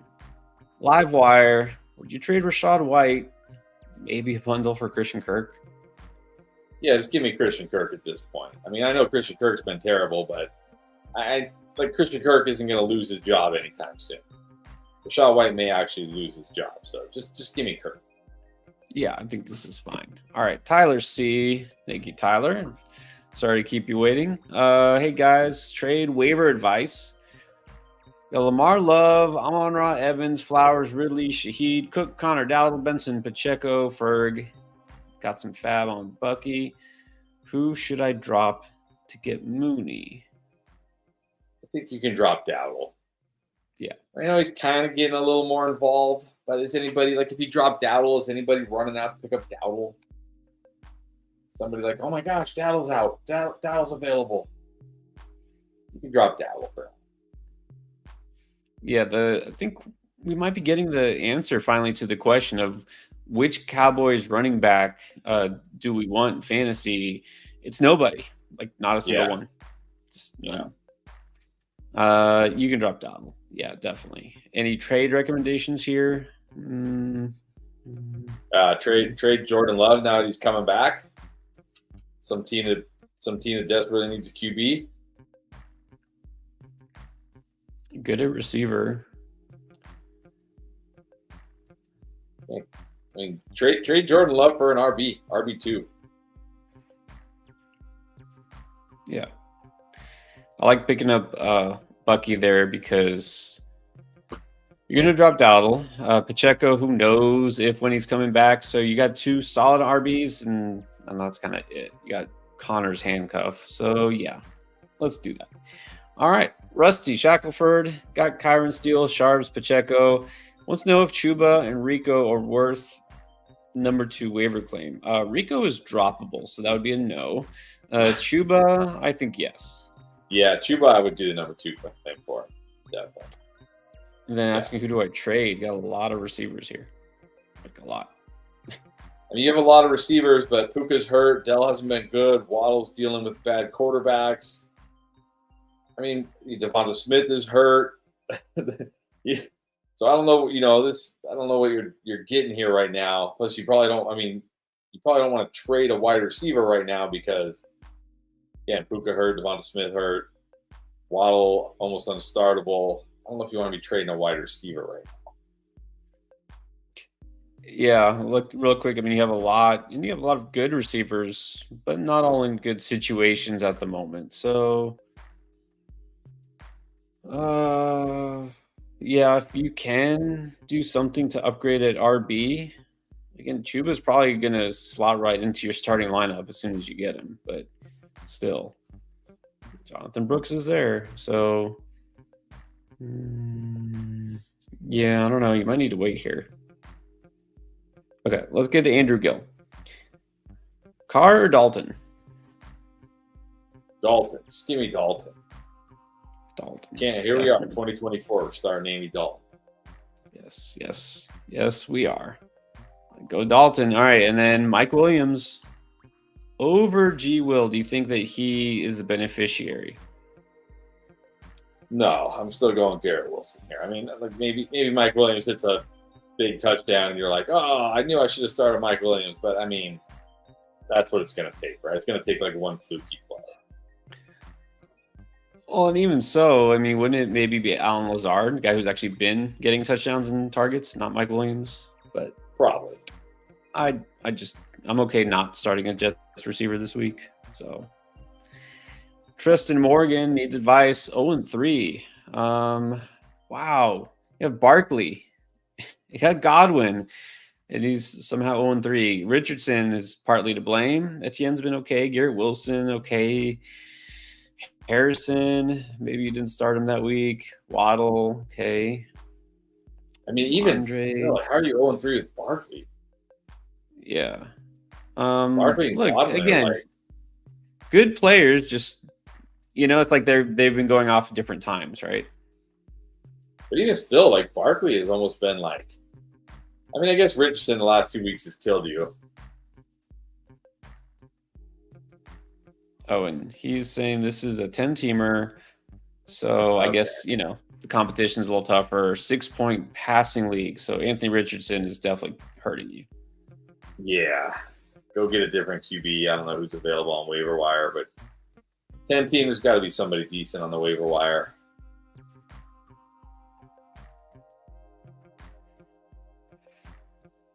Yeah, you got Ramondre, you got Deontay, you got Harrison. I feel like this team is going to come around. Yeah. Don't start Waddle this week, though. Start Deontay. That's your flex. Start Deontay. Yeah, really the only thing is getting a better quarterback, because passing quarterbacks are going to be more value. Anthony Richardson's value comes in rushing, but that's neutralized here in this scoring format. So, yeah, just got to try to get a better quarterback. Don't overpay for a quarterback, though. Don't trade Saquon Barkley to get, Jalen Hurts or something. All right, Alexis does have a comment. All right, he says, have Love at QB, league mate wants to trade Stroud because, he's been bad. Once Brian Robinson, my RBs are Brees Walker and Robinson. There's no way I'm giving up a good running back like Brian Robinson for any QB, honestly. Not for any, and especially Stroud. Stroud hasn't even been good. It's like, what has Stroud done that you're like, oh yeah, I'll get, nah. You got Jordan Love, you're fine. You're fine. Well, yeah, I mean, how does this help you now that Jordan Love is actually coming back? Why do you need Stroud? What does this do for you? Nah, don't do this. Humberto Juarez. I'm undefeated. I like you saying the league is panicking. I like it. Everyone else is panicking around. That's always a good feeling. Traded Hubbard, got Dell and Jennings. I think that's a win, right? Yeah, it's not a loss. It's not a loss. I don't know if it's like. Hopefully Dell. Hopefully it happens for Dell here. Hopefully it happens for Dell. Yeah. All right. Traded Goddard. All right. Traded Goddard and Mike Williams for Kelsey. I mean, I know we said we're not trading for Kelsey. Goddard. I don't know. I mean, I might just prefer Goddard. This week, I definitely do. Yeah, I don't know. Okay. Traded Stevenson and got CMC. You've been making some moves here. Okay, so. Well, that's good. That's a good one. Obviously, you must be good enough at running back where you don't have to start Ramondre. So I guess if Ramondre is like your third running back, it's fine. Kelsey, I don't know. Overall, yeah, I'm not trading for Kelsey. No way. Well, incomplete grade on the last one. Obviously, we'll see with CMC. We'll see. First one I like. Second one, it's okay. I don't love it. All right, John McGee. Would you rather have Chubb or Brooks? We know this. Brooks. I feel like he'll be back way before Chubb. Yes, that hasn't changed since preseason. All right, then we got Damian Lorenzo, Higgins for Harris, a good trade. I just don't like. I know it's T Higgins, but I don't want Najee Harris. Like Najee Harris is one of those guys. That, like, when am I ever going to be like, ooh, I could play Najee Harris this week? At least Higgins has that perceived upside that gets me a little excited. Even if Agree. I'm okay getting Harris, but I think you could go a little bit better. All right, Vinny, what's up? Carr or Caleb? Can he be trusted? Well, I mean, of course, it's hard, but can Carr be trusted? Give me Caleb. He's got a great matchup this week. Give me Caleb. Look what happened to everyone who trusted Carr last week. So yeah, I'm going Caleb. All right, Stephen Koso, 10-man got Devontae Smith, Flowers, DJ Moore, Rum, Watson, Downs, BTJ, Mason, HN, Sharp, CMC, Kincaid. All right, drop or not to get either Jennings, Komet, Ingram, Hubbard, Irving, Allen, or am I good? I don't know who you would drop. That's the problem. Maybe Downs.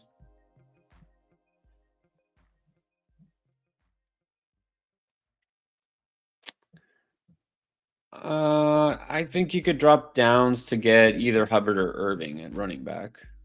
Yeah. In a 10-teamer, I think you can drop Downs. That's probably it. If you got Kincaid already, just keep him in there. You don't need to pick up on Ingram or Komet. And this is a situation where you don't need to pick up Jennings. All right. Damian with another one. Damian Lorenzo, Addison, T, or Reed for Najee. Well, do you like any of those better? Not Reed. That's worse.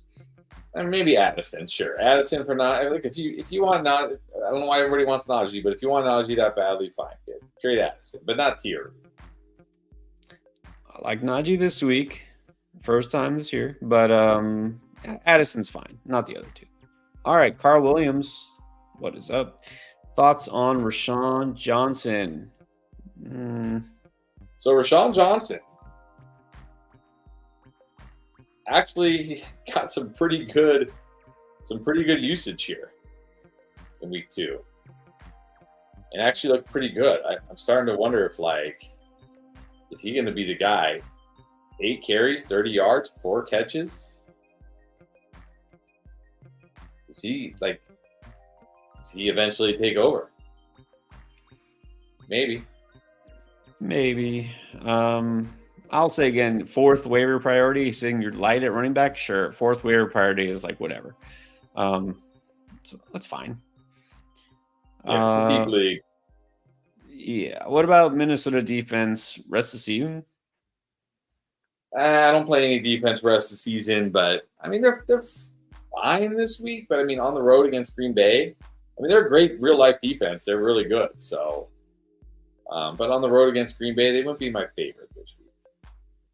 Yeah, I don't think they're quite dominant enough yet that we can say just keep them every single week. Still, you can play matchups. Mario, 12-team, Hurts, Kamara, Mason, Hill, Ayuk, Ferg, Etienne, Connor, Eckler, Keenan, Lockett, Naylor. I like it, Gesicki. Set the lineup. All right, Hurts at QB. Kamara, Mason at running back.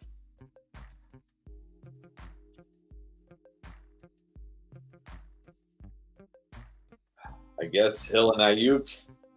Ferguson. I might just flex Connor this week, honestly, against Commanders, assuming you have a flex. Drop Lockett? Sure, I'm fine dropping Lockett. You can also drop Gesicki. Oh, yeah. Depending on who's on waivers, definitely. Yeah, Ferguson's back. You don't need a second tight end, so definitely drop Gesicki just to pick up some running back with upside. I don't think anybody on your bench is really worth starting except for Connor, assuming he's not already a flex for you. So I agree with all that. Now, this is interesting. Alan Wendling saying he was offered Hill for Etienne and Pittman. Do you take Hill here? Probably. Just give me Hill. Yeah, why not? Yeah. I What's mean, Pittman giving you? I like to think that Pittman will get better at some point, hopefully soon. I don't think it's going to be this week. And how much better? Is he ever going to get Tyreek Hill better? No. Etienne? No, I would take Hill here. Seth Swirsky. Welcome back, Seth. 12-teamer PPR. Got Stroud, Jamar, Ayuk, Henry, Achan, Kittle, flexing Demont. And then we need 2 more. All right. It's Jaden Reed, that man, Jawan Jennings, Keenan Allen. Well, I don't even know if Keenan's playing. And even if he does, I mean, dealing with the heel, dealt with it like all offseason and then re-aggravated in week 1. I'd probably just go Reed and Jennings, even though I do feel like Jennings is maybe this week's Rashid Shaheed.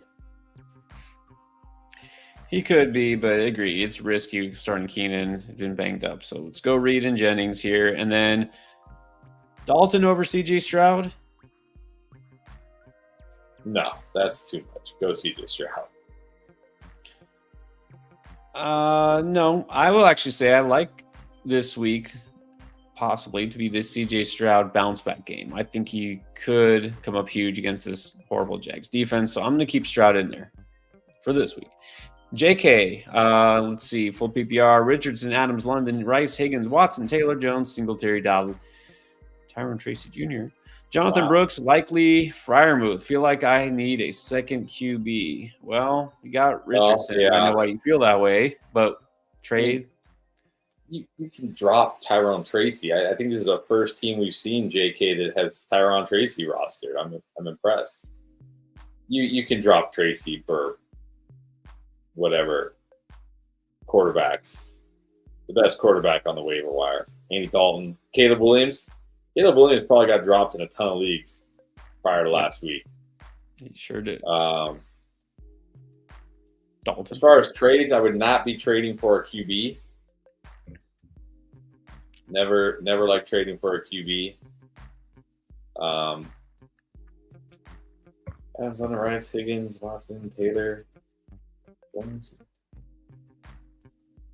I feel like you kind of need a running back too. I mean, you got JT, Aaron Jones, Singletary, but yeah, I don't know. Just drop Tracy for whoever the best streaming quarterback is this weekend. Bench Anthony Richardson to teach him a lesson. Exactly. It always works. Yes. Works. It works every time. Colt 45, I think. Corey Lynch. This is an interesting one. All right. CMC and Mason for Jefferson. Yeah, just give me Jefferson. Why not just take Jefferson? He's healthy. He's great. There's no risk of, he's healthy. He's great. I'm not gonna jinx Justin Jefferson. He's healthy and he's great. Just take Jefferson. There's always risk, but yeah, I know what you're saying. Take Jefferson. A lot of people are wishing they took Jefferson with a 1-1 or the 1-2 or whatever this year. Should have never doubted him. Should have never doubted Sam Darnold. NTY again, waiver pick 1, Shakir, Dunze, or Iosivich. I think it's got to be Odunze. He's got more upside than Shakir. I'd like to pick them both up if possible, but Odunze. I would start Odunze. Well, 10-team league. I don't know who else you got, but I like Odunze this week. Bills or Vikings defense? Bills. The Vikings. Let's see. The Bills get the Vikings on the road against Green Bay. Bills against Ravens. I know the Bills have a great defense.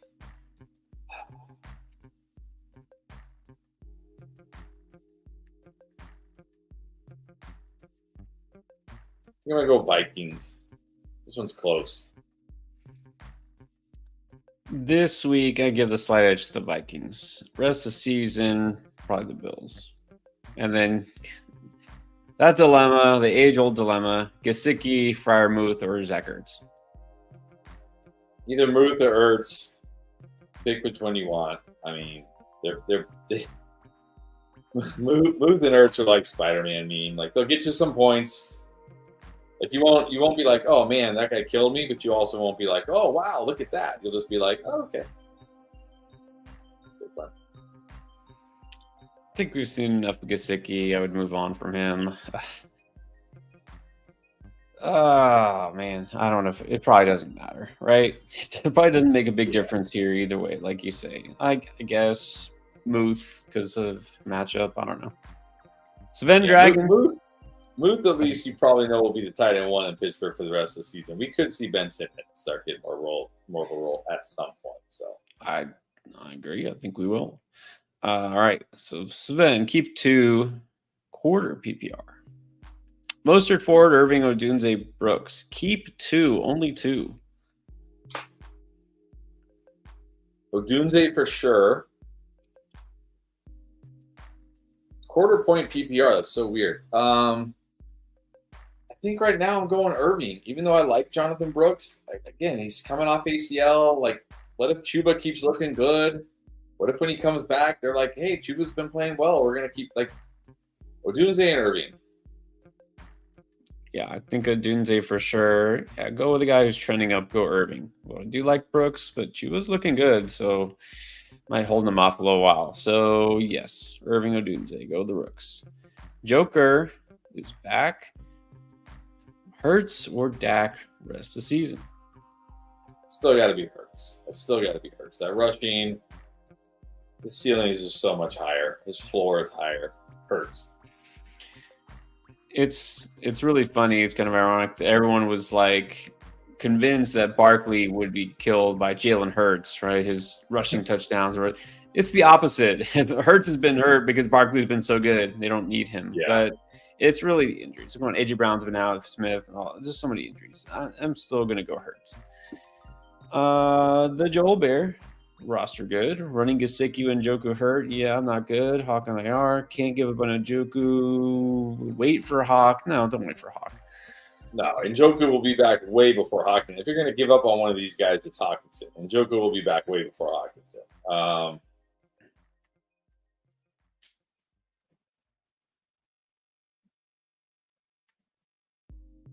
Do you really need to hold Baltimore? How many? What did Baltimore get this week? 7 points? 6 points? Why do you need to hold Baltimore? Well, and they're playing Buffalo this week. You're not going to start Baltimore. Why hold Baltimore? Baltimore's even hasn't really been that great. Just drop Baltimore. That's what I'm saying.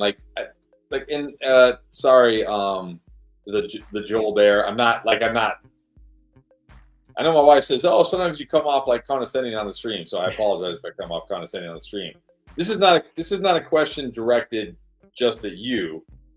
This is a thing I see a lot of people do. We get this kind of question a lot, where they feel like they have to hold this defense, even though the defense hasn't even been that good for fantasy. It's not like I know there's been some years, like there was a year, like maybe 3 or 4 years ago when the Patriots were like a top 30 fantasy scorer or something like that, right? But that's so rare. Like you look this year, the Ravens, they are, what are they on this season? Oops, that's the wrong year. Hold on.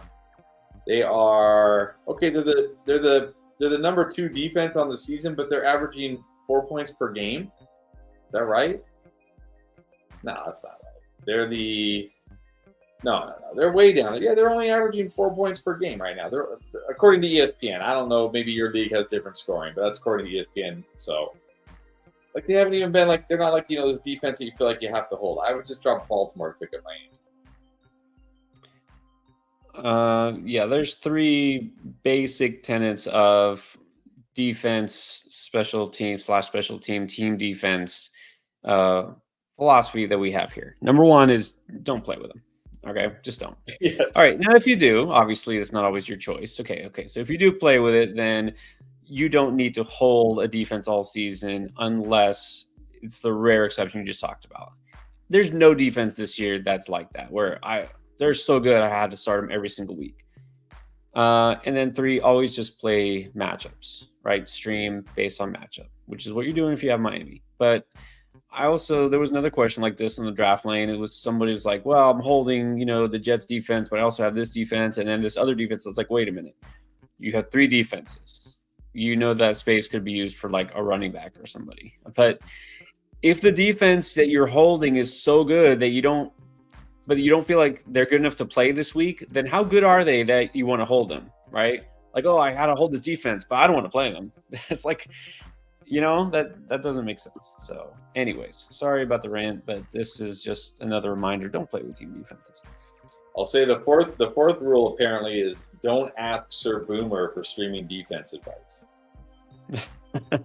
Yeah, he played. I think I remember he played Tampa Bay's defense, and then because they were going against Denver, and of course, see how that turned out. Of course, Tampa Bay at home against Denver just decided to no-show that game completely. Like, we don't need to show up today.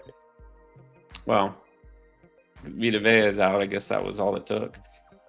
All right, let's keep going. Sal Palumbo. Whoa, would you trade CD for DJ Moore and Aaron Jones if his only RBs are Etienne Singletary?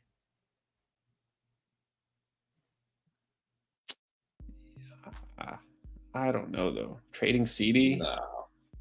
No. Can't you just do something like Deontay for Aaron Jones? Even though I prefer Deontay slightly to Aaron Jones, but I mean, like, you shouldn't have, like, why can't you just do like Deontay Johnson for Aaron Jones? That's a good point. You don't have to involve CD Lamb in a trade to upgrade your running back room. So, yeah, I don't think I would want to do this. Again, you're not getting a running back who's an absolute sure thing. Aaron Jones is great when he's healthy. He always misses time. I just feel like you might regret this. Jay Ingram, 12. PPR needs to trade for a running back because Najee apparently is not hurt. Yeah, Najee's fine. All right, but still, got Laporta and Goddard. Chase, Ayuk, Deontay Johnson, Terry Mack. Are you willing to entertain just rolling with Goddard the rest of the season and trading Laporta while people still think he has value? I'm not saying he has no value, but you know what I mean. Yeah. Maybe. I mean, why not? Why not at this point? But, trade for a running back that is better than Najee Harris. If you're trading Laporta, which again might not be the best time to do it especially if he doesn't play this week, but try to get, I don't know, maybe you can get Kenneth Walker because he's never coming back. I don't know. A good running back. Yeah. Miller. Drop Zamir White? Yes. 4. Chase Brown, Rashawn Johnson, or Tyrone Tracy? I mean, you could drop Zamir White for any of these guys, I guess. But Chase did get a little involved last night.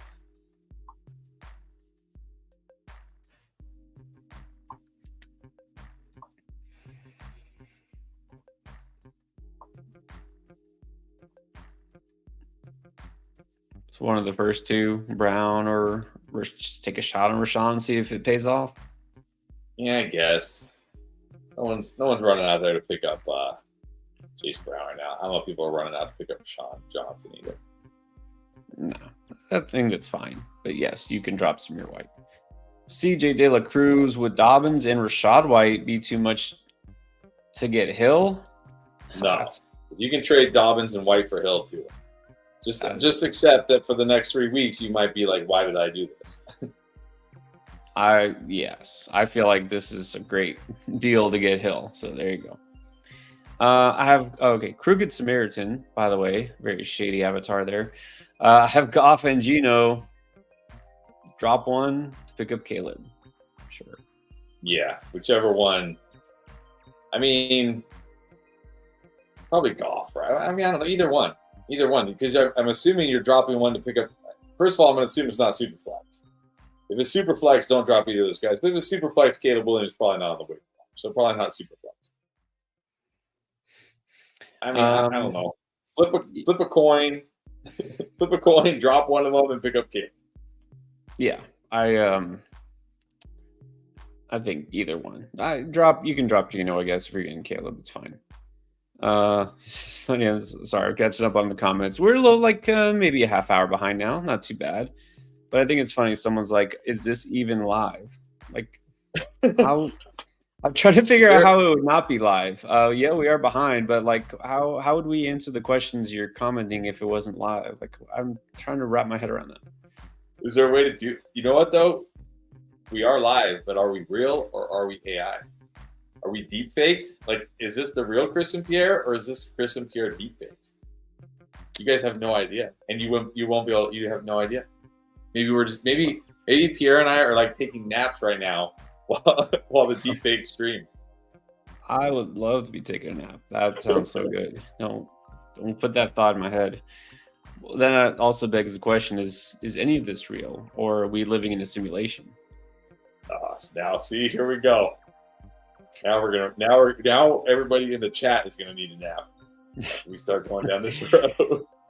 All right. Back to the football. Oh, Sir Boomer, always with the one-liners.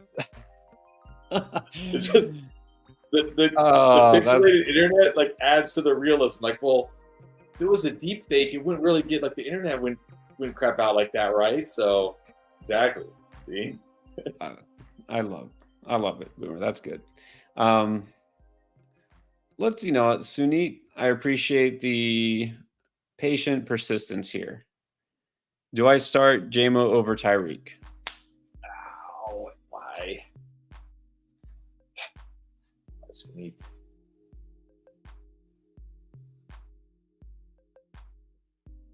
I don't feel like it's not a great spot for Jameson Williams this week, is it? Where is he? It actually isn't. I'm a little concerned. We talk on the start sit, but not in too much depth. But Lions get the Seahawks. They're at home, but the Seahawks, for what it's worth, right? I know the PFF grades, but Drake Woolen, one of the top, maybe the top corner, and both of their corners have been really good. Their defense has been solid. Now I know part of that is like, okay, they played the Dolphins with that mess of quarterbacks. Okay, and then they played what was it? The New England and the Broncos. Okay, so maybe it was just the competition. But I still don't feel it's a smash spot for JMO. Now, does he benefit because Sam Laporta might miss? Maybe, but I don't feel like he's the one. I feel like it would be Sun God. Yeah, I think if it was a better matchup, maybe I could do Jameson over Tyreek, but I think I still got to go Tyreek this week. Yeah, and I mean, it's hard to really trust any Dolphins receiver, but I guess let's see who the quarterback is. I legit don't even know. Jedi Koth, are we going JD over Kyler now?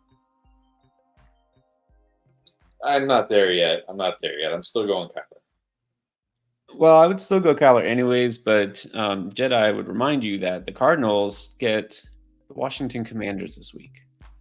They could both be great this week. This is one of those games that you look at and you think, ooh, two good offenses, two bad defenses. This could have like 60 points, and then it ends up having like 18 points. And you're like, how did this happen? Yes, this will be like a 15-12 game or something. You gotta go Kyler Murray. You can just fire up all of your Cardinals and see what happens. Vic, 10-team, PPR, Barkley, White, Swift, Ford, Chubb, Charb, Adams, Wilson, Reed, Cooper, Johnston, and Brian Thomas Jr. dropping the Raiders to hold out. Okay. I mean, you can drop the Raiders after they got manhandled by Andy Dalton.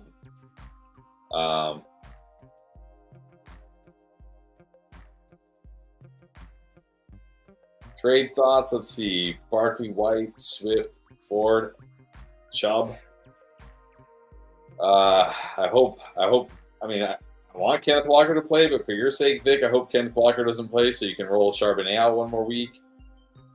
Reed, Cooper Johnson. I mean, yeah, you need running back help here badly. Mm-hmm.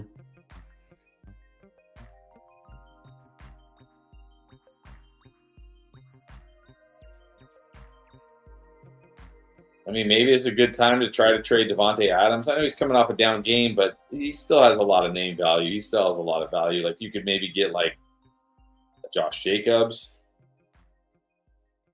I mean, you're probably not getting those guys anymore. Maybe Jacobs.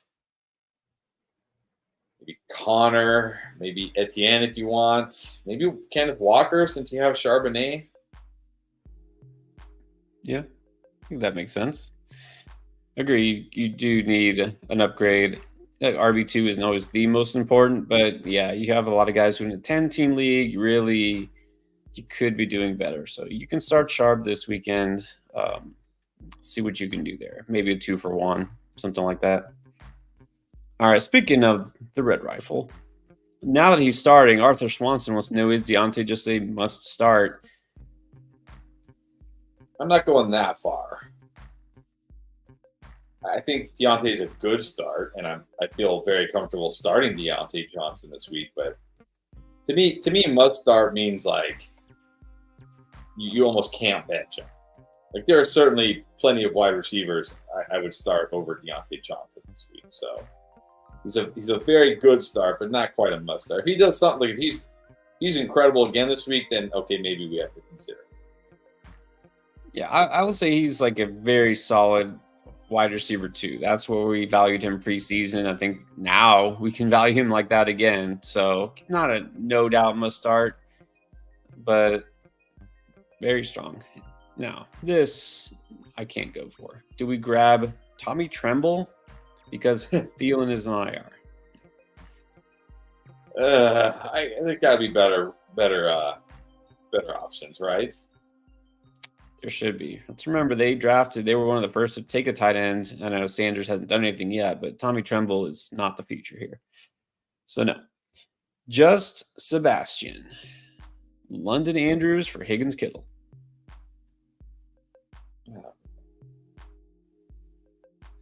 You know, just give me Higgins and Kittle. Oh, I don't know, actually. This one's like painful because it involves tight ends. But the problem is it involves a tight end that has 2 zeros to start the year. Did he get I think he got a catch week 1. I think Andrews got 1 catch week 1. So there is that. Basically 2 zeros to start the year, and a tight end who's hurt. I know. I mean, I prefer London to Higgins, but I definitely prefer Kittle to Andrews. Agree. I mean, this comes down to Andrew. Is he really just going to be worthless? I can't imagine he does nothing all season long. But now it's been 3 straight games, and we've seen him do nothing, and we've seen him get 0 targets, and we've seen likely do something. So you really had to wonder, is this just going to be like a lost season for him? Here's my worry for Andrews. He's only run a route 60. He's only run a route on 61% of the pass plays this year. Like he's not like they're asking him to block way more than he's ever blocked before. So yeah. I mean, will he be better than this? Probably, because you can't really get worse than 0 unless you catch a pass to the line of scrimmage and fumble and then you lose a point or something, or like they hand off to you and you fumble. But I don't know if he's going to get much better. Like again, the 61% route participation is such a low number. It's such a low number. It just shows he's blocking so much more this year. So, but it's still. I mean, like, do I really just do I want the tight end up? That's what I'm struggling with here. Like, do I really want the tight end upgrade that bad, or do I just want the best player in this trade, which is London, and then just stream tight end? I think I just want London and stream tight end. Honestly. All right, there you go. This one's tough for me too. I am pretty adamantly anti-Higgins at this point, but I don't know that I really prefer that side much more because you got 2 injury-prone players there. So I guess just London Andrews. Spearsy just giving us a shout-out. Well, no, thank you guys for always being here. You. Yes. If you did super chat, by the way, don't worry, we're getting to them. Have some more time on here, so don't worry, we're not getting off just yet. So keep dropping them. If you have a question you absolutely want to make sure you get answered tonight, it's waiver wire night for a lot of leagues, so make sure you do get those in. But gonna remind you, if you didn't get your question answered, or maybe you want to ask a question later or tomorrow, anytime, you can use the Draft Lane app. This app connects you with us. That's what it is. You ask a question, we answer it, just like we're doing here, except it's offline. You can do it at the convenience of your home or at work, just as long as your boss isn't looking. And you can ask us these questions, waiver wire, trade, start, sit, anytime. And if you sign up right now, you get a $10 credit in your account just for being a new customer here on Draft Lane. The app is completely free, so don't worry. Just go to the App Store, Play Store, download it, and you can try it out. It connects with your Sleeper and Yahoo leagues, and we can actually check your rosters and your waivers and your league mates if you have a trade question, and it is really a more interactive way for us to answer these questions. So definitely worth checking out. All right, let's check out Anthony Giangregorio, his question. So you had a problem. They showed off roster. I don't think so. I've not seen it. Let me check. Let me check one of my teams. Maybe Sleeper's having an issue right now. Yeah, sometimes it'll bug. No, things happen, but I don't think I've seen that. Maybe your commissioner's pulling a prank on you. I don't know. That's possible. Hopefully not. All right, KJ Herring. 2 running backs, 2 receivers, a flex. Who to start? Henry, Monty, Allen, DJ Moore, St. Brown, Rice, Jennings. All right, running backs are going to be Monty and Henry.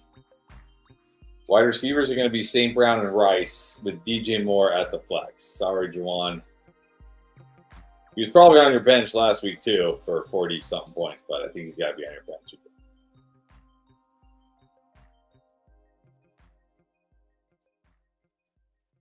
2 running backs, 2 receivers, a flex.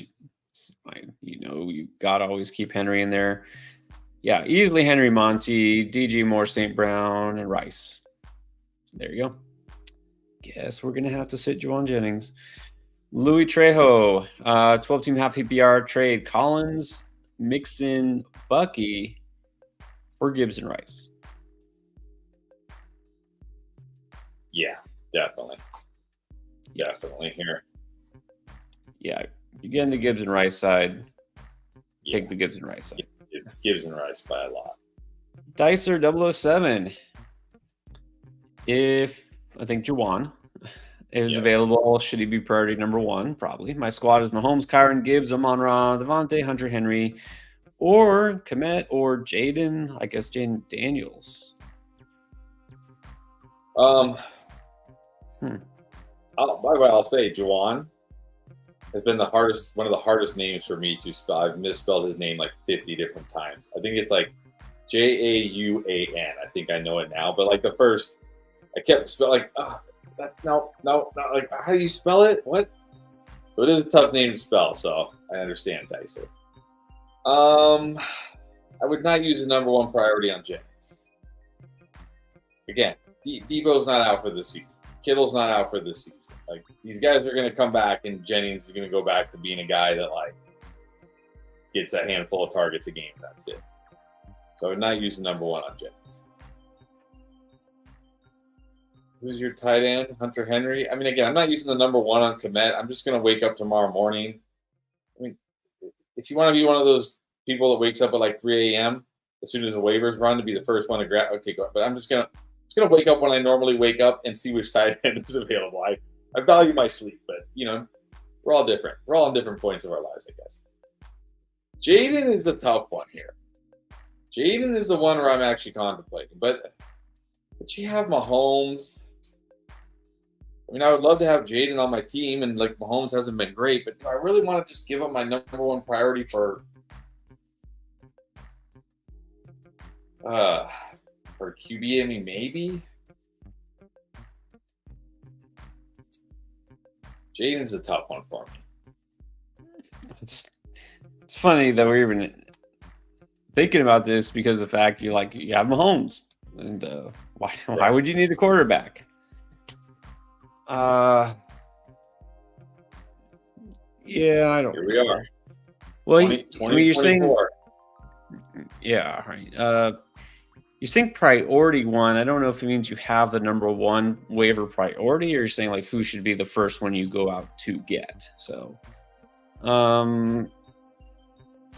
You can get Jennings. That's fine. I mean, obviously, not going to start him over those players, but I think it's fine. I think it's fine to get Jaden too if you have room on your bench.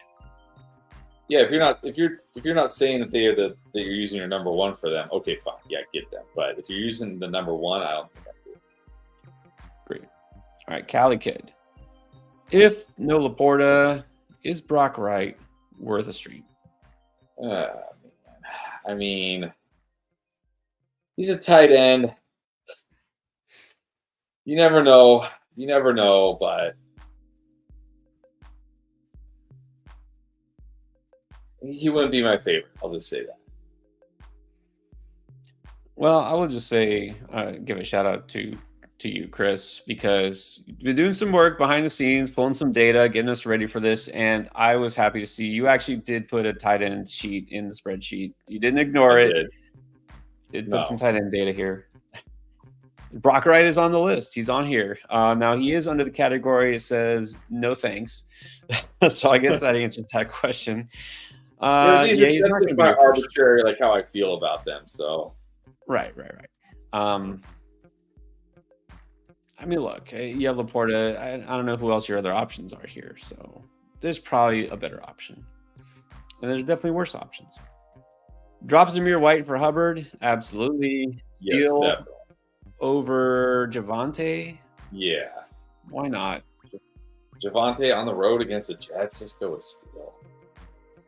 Why not? All right, Damian with another one.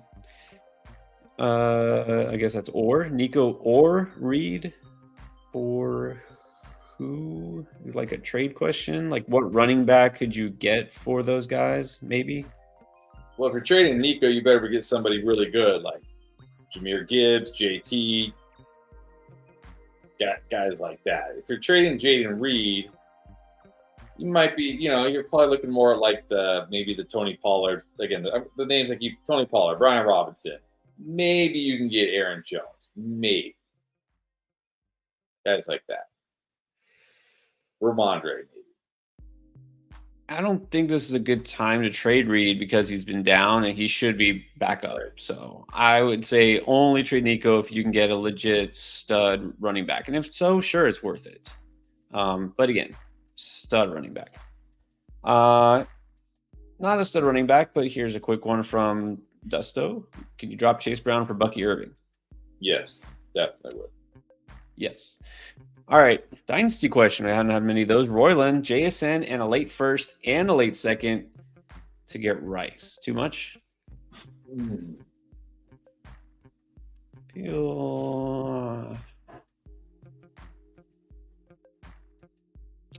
It's close, but I feel like it's a little bit too much. The fact that it's a late first, if it was like a mid to early first, I would definitely say too much. Like, no doubt too much. No, yeah. It's a late first.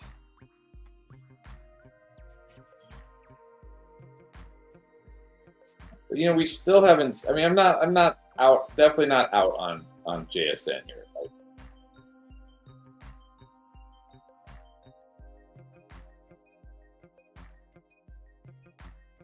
I think it's a little too much. I'm still in on JSN long term. I know here and now Rice might help you a little bit more this year, but I think in Dynasty, I think it's a little too much. Yeah, maybe, but it's hard not to take the guy. Like, I mean, it's not like Rice is old, right? It's not like JSN in a late first for like Cooper Kupp. I mean, I know it's probably a bad example because Cooper Kupp's hurt, but you know what I mean. Like an older wide receiver, like who could help you more this year, but may not help you beyond this year. Right? Like, he may not help you beyond this year. Like, Rice can help you for many, many years. He's going to be with Patrick Mahomes for many years. And who knows what Xavier Worthy's going to be. Travis Kelce just getting dustier and dustier. And at this point, is Hollywood Brown even going to play football ever again? Like, is this guy ever even going to make it onto an actual football field? I might just take Rice. I think value-wise, it probably leans towards the JSN side, but just give me the guy I know is good now and is attached to Patrick Mahomes. Does this depend on whether it's too early to really say who's a contender, but maybe Does this depend if you're playing for this year, next year?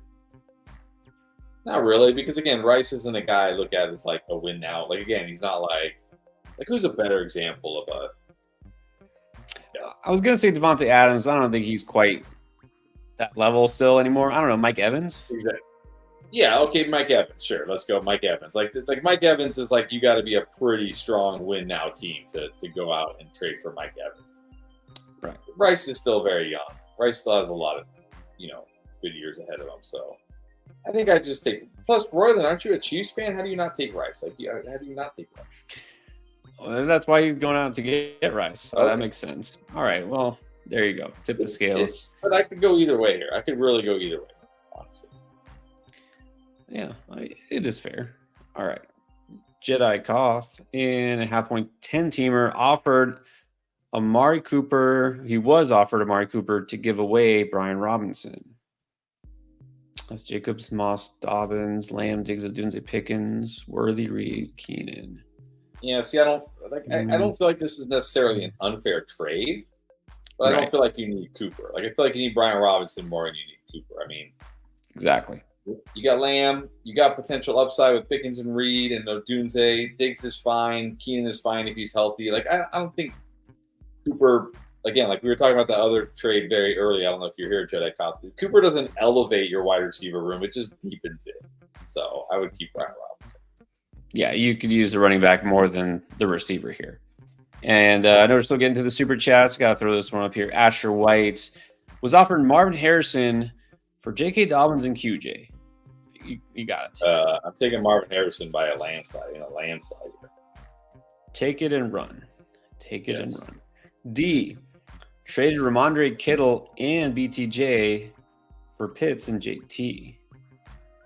I think I'm fine with this. I mean, you're getting JT here. Yeah. Like, okay, yeah, I prefer Kittle to Pitts, but whatever, he's hurt, whatever. Like, right, it's tight end. I mean, you don't have to worry about if Ramondre fumbles again this week or even next week, and the coaches at some point are going to be like, okay, we can't trust this dude with the ball, so you don't have to worry about that risk. I don't think you will, but you never know. Yeah, I think it's a good trade for you.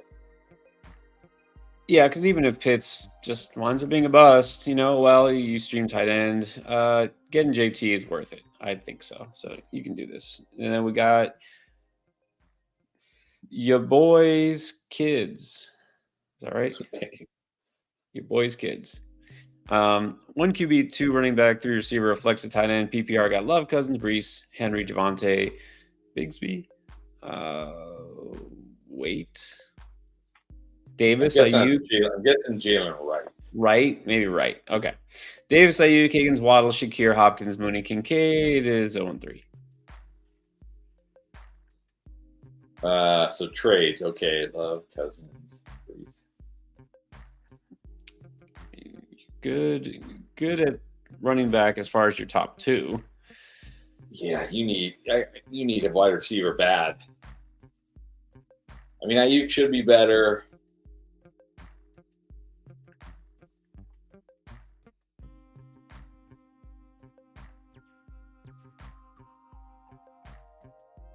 But the problem is you can't.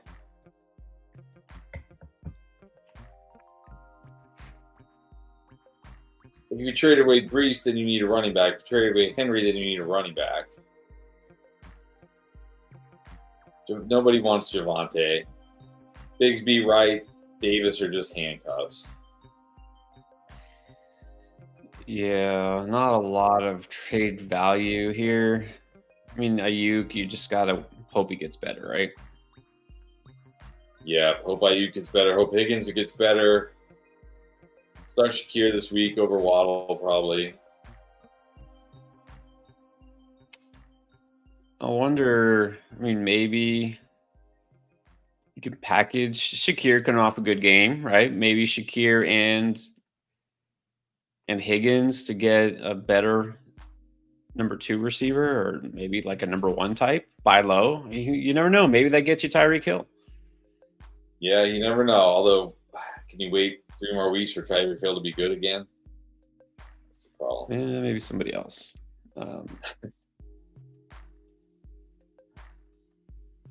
I mean, the only other thing I'm thinking is do you just trade Brees for a 2-for-1 and get 2 get like a decent running back and a good wide receiver, like a really good wide receiver back, and just say, well, like you trade Reese for like, say,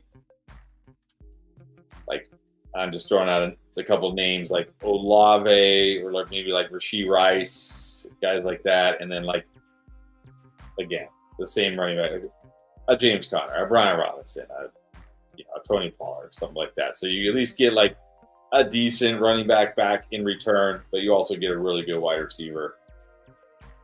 That's the only real other thing, other option I see here. A startable, like a Ramondre, something like that. Yeah. Exactly. All right. And before we get to the next super chat, we have the return of Johnny Donuts. Been What's a up? minute. Oh man, donut actually sounds good. Right? I haven't had a donut in a long time. Yeah, no kidding. After the nap. Gonna sit Charbonnet. Thinking of picking up his starting Braylon Allen. I mean, I'm fine sitting Charbonnet against the Lions, but not for Braylon Allen. I mean, Braylon Allen, he's still not getting that many touches, and if Braylon Allen doesn't score a touchdown, he's not going to be any better than Charbonnet probably. Like Charbonnet, of course, this assumes Kenneth Walker is out. If Kenneth Walker is in, then yeah, you don't start Charbonnet. But if Kenneth Walker is out, Charbonnet is going to get significantly more touches than Braylon Allen. Braylon Allen, fine to pick up. Don't start him unless you really have to. So, yeah, you're right. Detroit does have a good run defense. So I'd be a little bit worried about Sharps. Max Leitner with a super sticker. Trade away Cup for Waddle. I mean, I think at this point, I just probably want Cup. I mean, by the time Tua comes back, Cup might already be healthy. And Cup still should have some games without Puka. Exactly. That's exactly right. By the time Tua comes back, Cup might be ready to come back. So no, I don't really think that there's a benefit to this. All right, we have Salvador Pulido in a 14-teamer. Oh, this is an intriguing one. You're trading Chase for Ayuk and Flowers. It's a deeper league, 14 teams.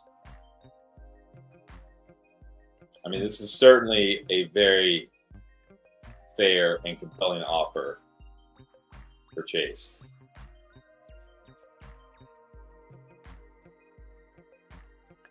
I will say this might depend on the rest of the roster, right? Because again, 14-teamer, hard to find players on waivers. Injuries can hurt you more. So obviously these guys are both going to start for you if you get Ayuk and Flowers. But, if this significantly upgrades your receiver room, I'm okay with this. Yeah. I agree. I think it comes down to, like, obviously in a 14-teamer, it's a pretty deep league, but it also matters your starting roster requirements, right? Like, because it could still be, like, it could be 14-team, but it could still be 2 running back, 2 wide receiver, and a flex. True. In which case, Chase has significantly more value because, like, you might not even be starting Ayuk and Flowers every week. You know what I mean? Because you might already have, you might already have 2 other good wide receivers. Now you have 4 good wide receivers, and you can only start 3 of them. But if it's if it's deeper starting lineup where, like, you're starting 3 wide receivers plus a flex plus this 14-teamer, yeah, maybe go Ayuk and Flowers. I mean, it's certainly a very fair offer. Like, this is one of those offers where if you have Chase and this hits your inbox, you're like, oh man, why did this hit my inbox? Yeah. Like, why did somebody send me this? It could wind up being a win-win for both sides. Really depends. Okay, here's another interesting one. I don't think it's unfair. Van G is neighbors for Cook. Reasonable. I don't want to overreact to 2 games with neighbors, but at the same time, I mean,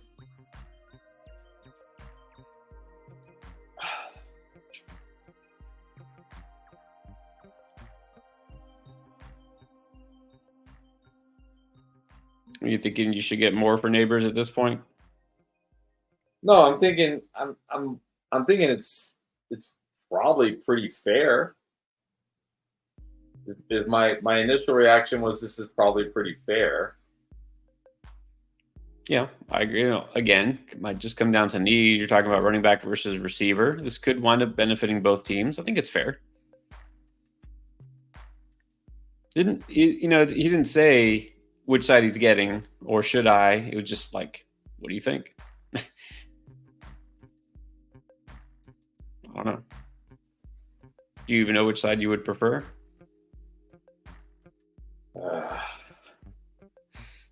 I mean, they've both been. I mean, I know Neighbors the last 2 weeks have been unreal, but it's not gonna do this all year. He would,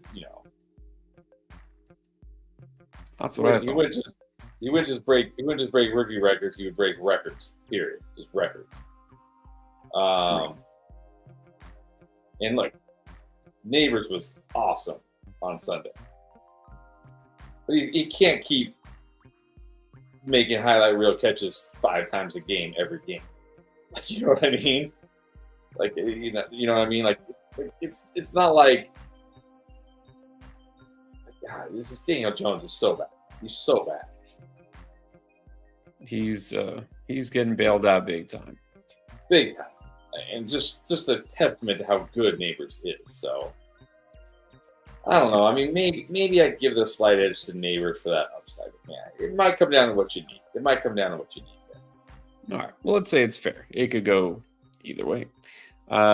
Sir Boomer is still in the house, but wants to make sure we know he was not humble bragging. He's just straight up bragging. He's 3-0 and number 1 on the power rankings in the AP polls as well. So for the first of probably 5 times this week, he wants to know Amari or Deontay. I got Amari as a boom, but I like Deontay. I actually think I might trust Deontay a little bit more with Andy Dalton than I do Amari with Deshaun Watson. So Amari might have the bigger potential upside, but I think Deontay has the way higher floor. So I'm going to go Deontay. Yeah, I'm going to go Deontay here. Cooper, of course, showed finally. We already know what his ceiling is. Another revenge game for him. But yep. I'm going to go Deontay, just barely. All right, Blair Davis is back. What's up, Blair? All right. So assuming Love plays, first game back, you going Love over AR? Yeah. This game at this point, how can you trust Anthony Richardson? Let's see this guy. 5 interceptions in the last 2 games, but it's worse than that. Although it's hard to say something's worse than 5 interceptions in 2 games. He's barely running. This was the whole thing about Anthony Richardson, right? It's not like you're not drafting Anthony Richardson for 300 passing yards and 3 touchdowns. You're drafting Anthony Richardson for 80 to 100 rushing yards and 1 to 2 rushing touchdowns, and you're getting like 20 rushing yards. Like, what? No, I don't even care if this week he throws for 180 yards and no touchdowns. If he runs for 80 to 100 yards and runs for a touchdown, I'll be back in on Anthony Richardson. That's all I need to see. I don't need to see this guy lighten it up through the air. Light it up on the ground. That's what I need to see. That's another problem. Jonathan Taylor's been so good that Richardson doesn't need to run. But when they need to pass, he has not been good. And that's what I was worried about last year about Richardson. He's just not an efficient and accurate passer. I don't know that's ever going to change. And then I saw what he did as a runner. I was like, okay, it doesn't matter. And this is exactly what you were saying. Like, it doesn't matter if he's completing 50% of his passes. He can do it on the ground, but he's not. So I don't like him this week against a tough defense. And we got to see him, right the ship first. Just go Love. Yep. All right, quick one from Anthony Giangregorio on the waivers. Is it Madison, Emmanuel Wilson, or Mooney, or choice D, none of the above? I'd probably go Mooney. Yes. I have go Mooney. All right, Elmer Sanchez, what's up? 2-1 this week, only scored 70. Look, it happens. Should I look to trade QB, Hurts, got Tyreek Hill, DK Higgins, Kirk, Thomas, Kamara, Mason, Irving, Akers, Mostert, and McBride? Got a good team. But I mean, I don't know. I mean, are people really back in on Kirk just because he had a nice game in garbage time? Probably not. was gonna say maybe it's a good time to trade Kirk, but he probably still really doesn't have much value, to be No, honest. people are going back to pick him up off waivers after dropping him. True. True. Yeah, I don't think there's anything you have to do here. I mean, okay, so you were 2-0, you were probably feeling good about your team, and then your team laid an egg, and now you're like panicking. But it happens. It happens. You still have good, like you still. I mean, look, it's gonna be rough for Tyreek Hill the next few weeks, but you got DK. Hopefully Higgins comes around. You got Kamara. You got Mason. Hopefully McBride's okay. Hurts should be better. I think you're all right. I don't really see any obvious moves to make here. You got a good team. Look, McBride got hurt. Tyreek Hill doesn't have a quarterback, at least for a couple of weeks. Higgins did nothing. It happens. You still have a good team. I think you'll be fine. Jules Henley giving Ramondre and Drake London for the Sun God.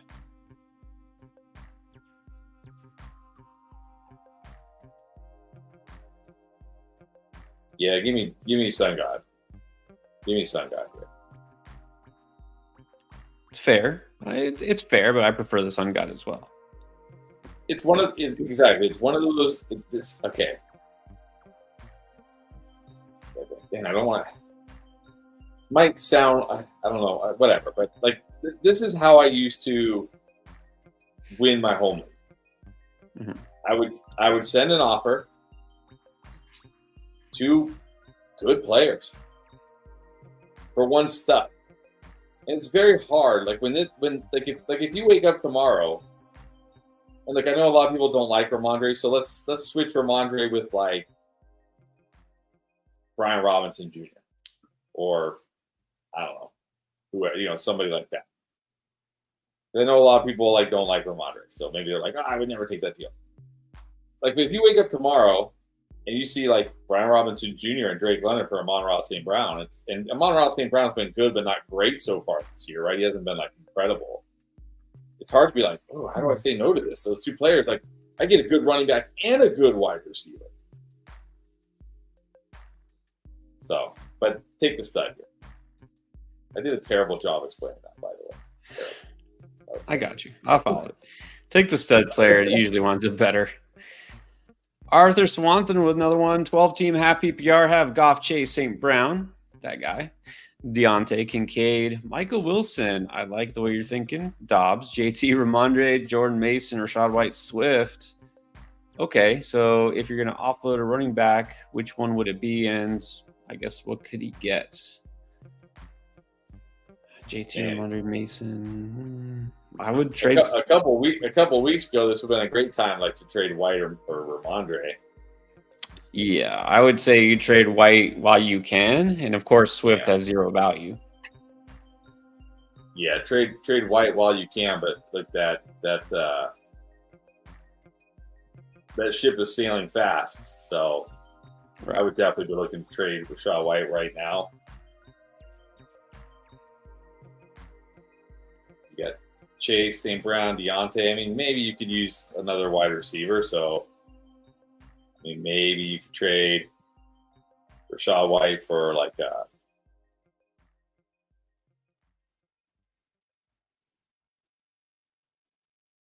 don't know, maybe JSN. He's only really had one good game so far.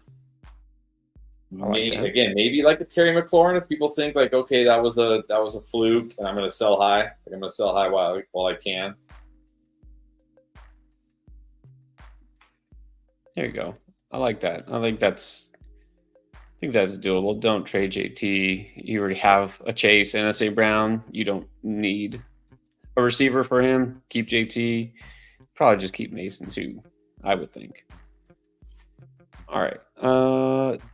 So what do you think here? Leslie Phillips with a good question. Darnold or Daniels? Daniels. Darnold's been pretty good, but I mean, on the road against Green Bay, give me Daniels in that rushing upside. Exactly. Always tend to go with a guy at the rushing upside. It doesn't always pay off. Obviously, Anthony Richardson hasn't paid off, but still, it's not like it's a smash spot this week for Darnold. So Daniels. All right. Got Liam. Brusowski. 12-team half PPR, 1 flex, 2 receivers. Got Mahomes, Moss, Pollard, Harris, Walker, Reek, Pittman, Kirk, Laporta. DK owner offered him for Pollard. I would take it. Yeah, I mean, my gut reaction is absolutely take that. I mean, you're going to have to probably roll with Moss and Harris this week, but you should have Walker back. I mean, look, you might get Walker back this week. Worst case, the week after. Yeah, I think you got to take that. Though. That's just too good of a trade. It's really interesting that after Pollard had a terrible game and DK went off for a second straight week, that someone's doing this. I don't know. Someone's desperate for running back, I guess. All right. Yeah, I think you have to do that. And look, I like Harris as a starter this week, and you get Walker back, you're fine. I think it'll be good enough. Mm-hmm. So there you go. Do it.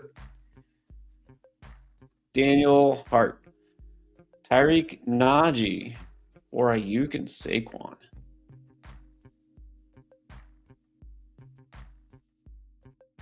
I mean, you have to take Ayuk and Saquon. Yes, I think so. I would take Saquon over Tyreek Hill straight up right now. Yeah, why not? And then you're getting Ayuk for Najee, like that. Yeah, you. If you're getting Ayuk and Saquon, I mean, if this trade is in your inbox right now, like if somebody sent it and said, "Hey, let me know what you think," just grab your phone right now and hit accept. Assuming you're getting Ayuk and Saquon. If you're getting Tyreek and Najee, hit decline. If you're getting Ayuk and Saquon, go hit accept right now. Yeah, it's got to be that because he said at the end went 0 RB. So if Najee's like your best running back, that would make sense. Now you got Saquon and yes, you got to do this. You just do it. Do it. All right. Brother Charles Johnson. I love it. Raids dropped every Colt, including Anthony Richardson. All right. And the Raiders. Definitely don't blame you there. All right. Is that a mistake? I think the only mistake may be Anthony Richardson. Because I still feel like the upside is there somewhere. Like Zeus and Carlson, the kicker, I'm sure he's terrible. He's a kicker. He's probably terrible. Down's fine. Yeah, Down's fine. But Richardson. But let me ask you a question, because we were talking about this. And this is funny. Brings up rage dropping. Do you guys agree with me? It would be cool if your fantasy sites had the feature where, as soon as the game ended, even if the player was in your lineup, you could rage drop them. They still are in your lineup, but like you instantly drop them, and as soon as the game's end on Monday, they're gone. Like so, you can just show. So like after Thursday night, like you can just rage drop somebody right there. Like, what do you guys think? That's a cool idea. I think I like that idea. I like that a lot. Yeah, you can definitely drop every Raider. I mean, not Devontae Adams, but every other Raider.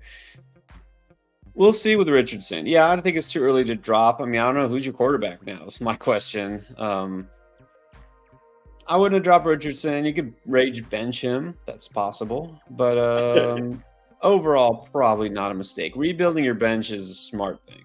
But look, I wonder, he's saying time to rebuild my bench. Was Richardson a bench player for you if you have 2 quarterbacks? If so, okay, fine.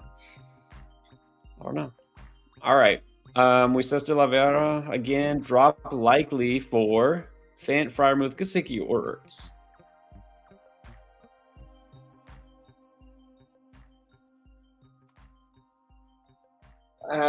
Either Ertz or Freiermuth. Flip a coin. Again, Freiermuth probably going to be the tight end 1 in Pittsburgh all year. Ertz may start losing snaps to Ben Sinnott at some point, so I guess I slightly go Freiermuth, but either one of those guys. Yeah, probably won't be a big difference. I think earlier I said Freiermuth, same thing. Just go Muth this week. I guess his matchup's slightly better. So sure, you can do this. Drew King. Should I trade Jones and Jacobs for Neighbors and Kyron? Yes, definitely. Yes. Because Kyron, I'd still take Kyron over Jacobs, and I gotta have Neighbors on it. Jones. Yeah, definitely. If you're getting Neighbors and Kyron again, like I said to the other guy, go to your phone right now and smash accept. Like full fist on the accept button. Don't accidentally hit the decline button for that. So. No, and look, he's saying it already has Hall, Cook, Connor. Like this. Yes, you get Neighbors to upgrade at yours. Yes, definitely take this. Neighbors, Kyron side, do it. Andres Gregorio, no, it's not too late to submit a question. We're actually getting near the 3-hour mark, but we're gonna stay on for a little while longer. So, got your chance right now. We'll catch up. We're almost done with the super chats. Not quite there, but you can throw one down if you want. Let's go to JB. Got offered Waddle in London for DK and Hawk for some reason. Okay, so guessing you're getting the Waddle London side. Yeah. Oh man.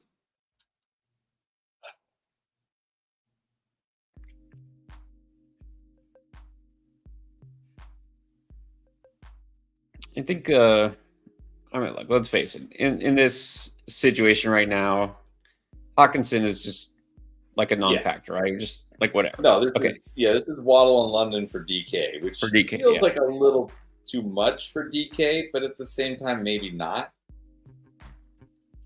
I know. Like DK is the best of this bunch, clearly, but you get more depth. I mean, does this maybe comes down to, do you need depth at receiver? I mean, I feel like Waddle London is probably worth it for DK. I'd probably take it. No. Yeah. I think it's probably going to come again. It's going to come down to what I said before. Like if it's a very shallow starting roster, like 2 running back, 2 wide receiver, flex. Okay, give me the better player, DK. But if I got to start like 3 wide receivers and a flex, and maybe you're not starting Waddle every week right now because Tua's out, but when Tua comes back, I'm starting London and Waddle every week. Right. Give me that. Give me that. Yeah, I'm thinking like right now, I feel like I just like DK, but I think long term Waddle London side should help you more. So I would take it. All right, this is EBR or EBR. If you were starting from scratch, starting week 4, who would you put as top players trying to draft for the rest of the season? Join one starting this week. Okay, well, and drafting in an hour. Okay, SOS is out here. All right, so redo. I like this. This is we're rebooting the system here. I don't know, top 10, I guess, top 12. Who are you taking first round? Probably not CMC. No, definitely not CMC. I think Barkley's got to be up there. Jefferson definitely has to be up there.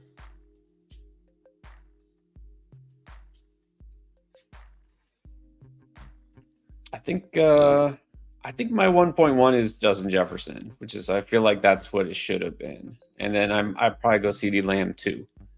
I think I would go Barkley 2, maybe CeeDee Lamb 3.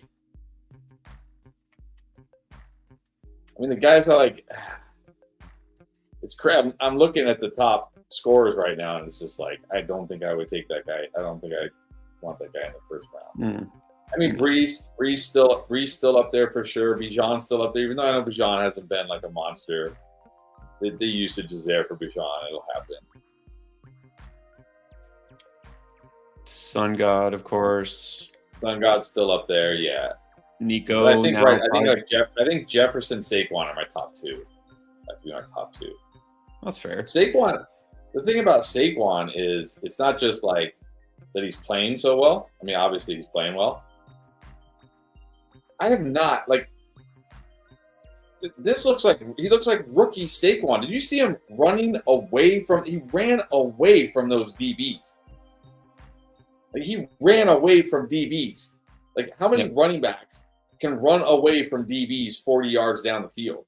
It's like this guy's always probably been there, but he was stuck in the Giants, and he's like, who cares? Like, I'm on this terrible team. Who cares? And now he's on this team, and it's like, oh my gosh, like we're seeing like it's like rookie Saquon again. Like it's not just like, oh yeah, he's scoring. Like, no, he looks amazing. Looks like how he always should have looked if he actually had a halfway decent offensive line and quarterback.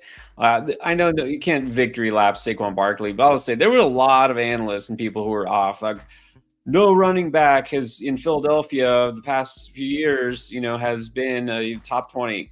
They never had Saquon Barkley. They did not have Saquon Barkley. Okay.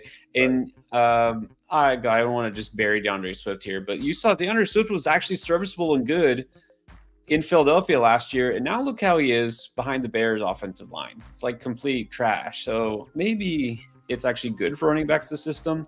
They just didn't have a good enough one. And a lot of people, Hurts is going to vulture all the touchdowns. Yeah, that's not happening. So anyways, I was sold Barkley very firmly, early second round, elite running back. So you just can't deny the talent here. Jonathan Taylor's still a top 10 pick. I think Nico maybe sneaks into the first round. Maybe. What about Malik Neighbors? Again. Like Neighbors, like some of these, like some of these guys are tough. Like some of these guys, like I look at, like are tough. Like Neighbors, like Kamara, like Rashee Rice, like Godwin. Even though I was like the biggest Godwin guy out there this year, right? Talking about, I think I talked about Godwin on like half the videos. I was getting so sick of talking about Godwin. But again, we're looking at a very like, am I ready to put these guys in first rounds just because of what they've done like in the first, few weeks of the season? Like, I don't know, maybe. I'm sure if you're drafting today, they probably will go in the first round, but I don't know, like, am I ready to say like Godwin's going to be this good all year? Am I ready to say Neighbors with Daniel Jones is going to keep doing this? You know what I mean? I don't know if I'm there yet, but certainly probably your early second round for those guys at worst. Yeah, I think the guys that we feel like right here, right now are like, okay, set and forget must starts, like Godwin, Neighbors, Rice, DK maybe, are more like second rounders at this point because obviously guys like Puka, AJ Brown will drop because of injuries. But you can't just ignore AJ Brown. You know what I mean? You can't drop him too far. So there you go. I don't know how else we can get into that with going on forever and ever and rest of the season rankings, but hopefully that helps. Good luck in your draft. It sounds like fun. Which reminds me, got to do my best ball resurrection draft at some point. Underdog, you wanted to start over best ball. You don't even have to worry about waivers and start sit. So Underdog got best ball drafts right now. It's only $10. Let's do Desto though before we get off and do that. Got to drop one. Spears, Chase Brown, or Bucky.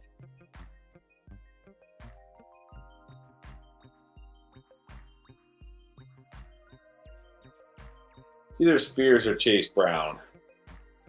Chase Brown did get a little kind of sort of involved on Monday night, but so did Spears, I guess.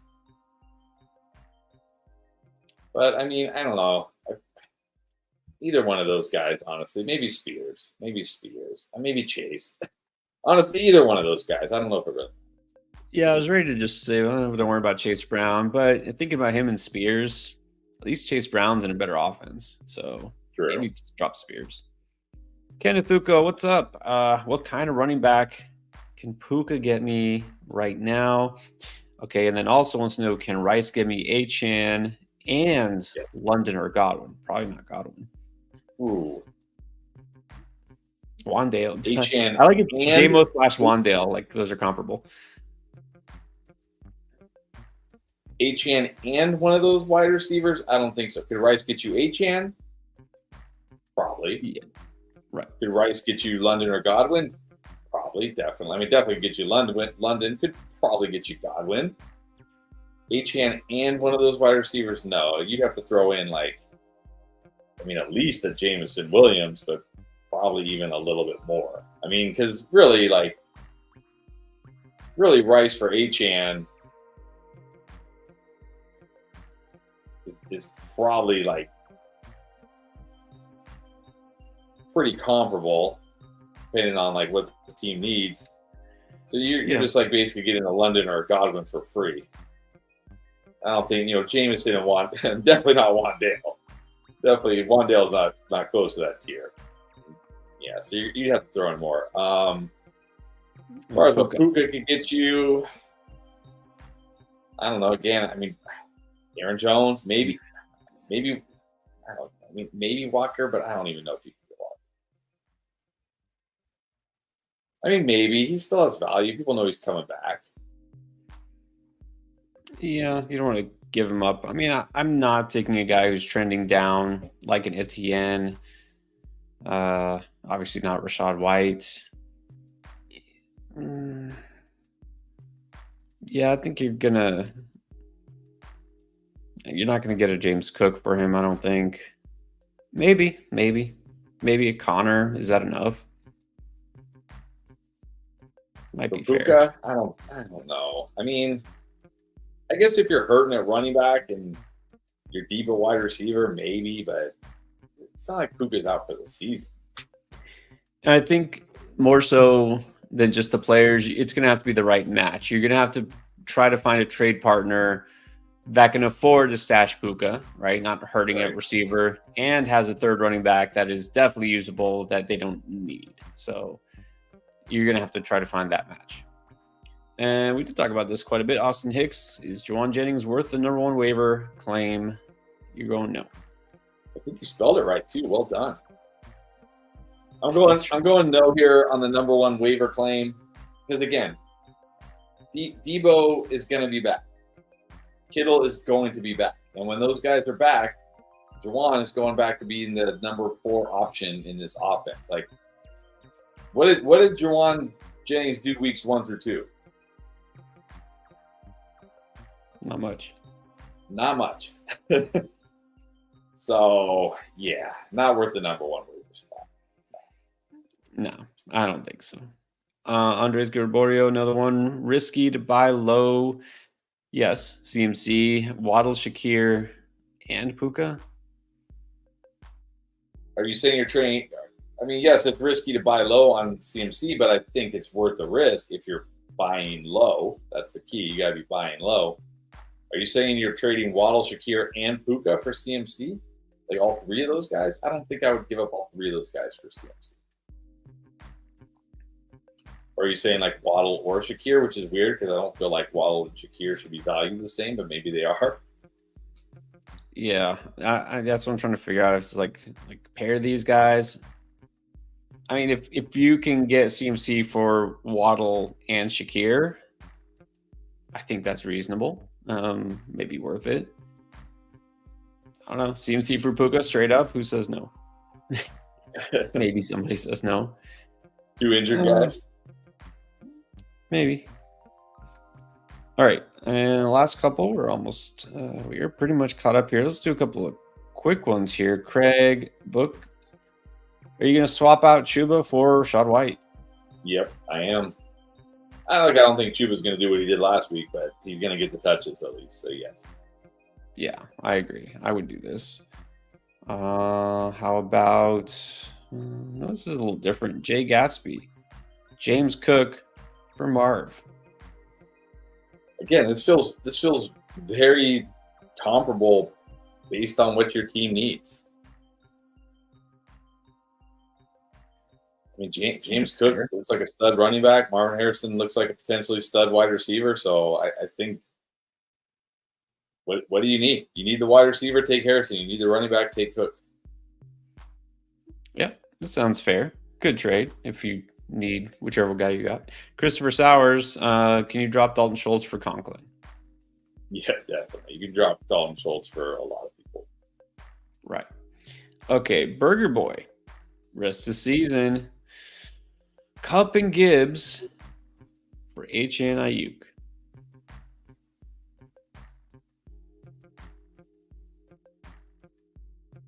This is a big boy trade, Burger Boy. This is a big boy trade. It's a Big Mac. Seems You know what? I'd probably take HN Ayuk. just because you're eliminating that risk with Cup. Yeah. And look, maybe HN isn't his best these next few weeks without Tua, but again, when Tua comes back, that's going to help HN. Ayuk should get better. I mean, Ayuk should get better. Maybe this isn't the week he blows up because, again, he does have to go against Christian Gonzalez, but, I mean, he should get better here. Kupp going to be coming back from an ankle. Puka will be back at some point. I think I just take HN and Ayuk, but this is a big trade here. It's a big trade. It is. I mean, I feel Gibbs HN is pretty close. At least it should be. Ayuk and Cup could be close. Again, it's just take on the risk, but with the ceiling of Cup, I might just prefer the comfort of players who are still playing and not injured, like HN and Ayuk. I think that's fine. You're saying you have AJ. I mean, you're going to be out without him probably another week, if not more. So, yeah, I think that's fine. Winnie Hutt Jr., Rashad White, and Dak for JT. Yeah, give me JT. You got love off the waivers. Just give me JT and roll with love all day here, all day. Great move, right? Smart move. You just picked up, which should be a solid every week QB1 for nothing. You're trading that quarterback and a running back that's fading for JT. Yeah. Somebody must be a Cowboys fan to do this. All right, we're caught up. That's it. So we can do a couple more. Should we do a couple quickies? Actually, let's do this. Go on from Alan. Oops.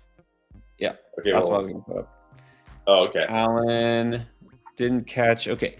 Thoughts on JSN and Hill for Etienne and Pittman?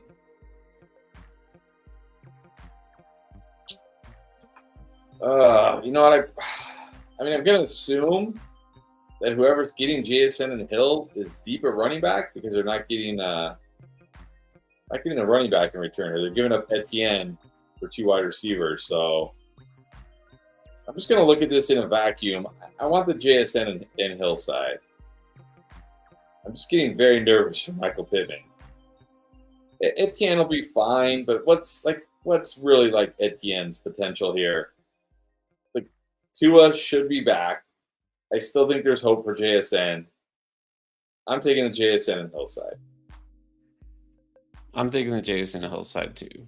I think far more upside on both counts there. So, yeah. I'll take it. Okay, we do have another one here from Sam Cluntz II. 2 QB league. Who could I target for Garrett Wilson? I mean, which QB? Okay, he's clarifying here. Which QB could he target? Okay. Yeah, I don't think.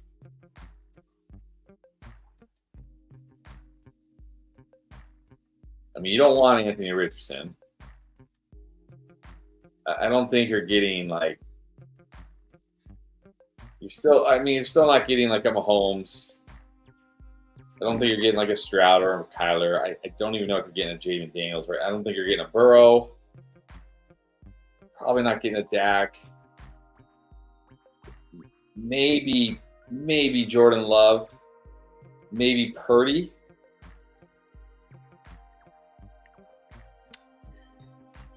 I think you could possibly get, is it worth going for Caleb Williams? Yeah, Caleb Williams, definitely an option there. I think you could definitely get Caleb Williams for Garrett Wilson. All right. Try for those. Slim Pickens on waiver. Yeah, 2 QB leagues, that's how it's going to be. You can't just pick up a quarterback. And how many are even worth picking up these days? Not much. Right. All right. And now some super chats are pouring in. Let's get to those. Carter Sebring. Browns or Cowboys defense? Probably 2 most disappointing defenses so far. Problem with the Browns. Who do the Browns play? The problem is Myles Garrett. I don't know if Myles Garrett's healthy or even they play the Raiders. I mean, that's not bad. Yeah. But then again, I said last week against the Giants, the Browns have to be the number 1 defense, and look what happened.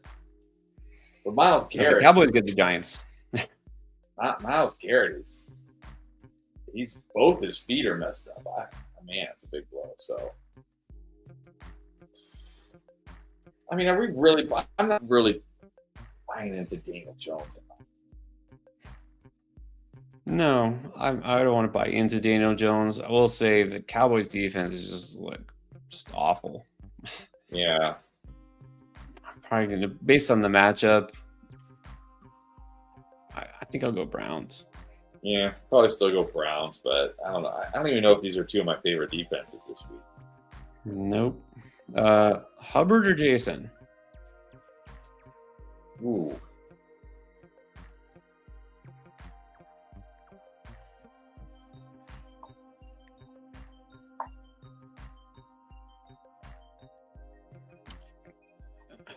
Oh, just this is tough. I pick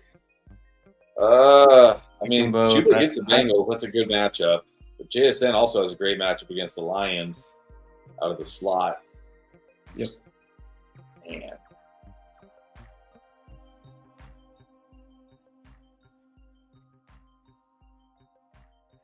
I mean, Chuba's safer because I'll get the touches.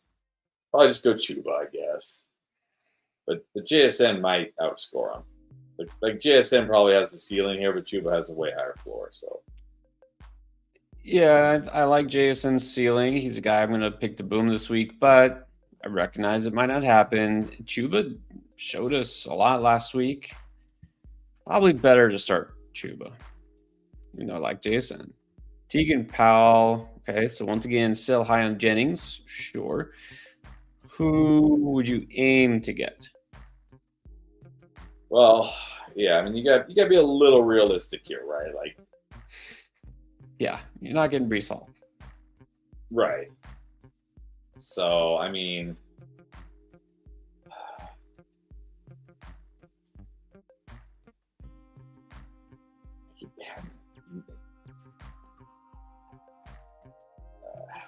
Maybe Kenneth Walker.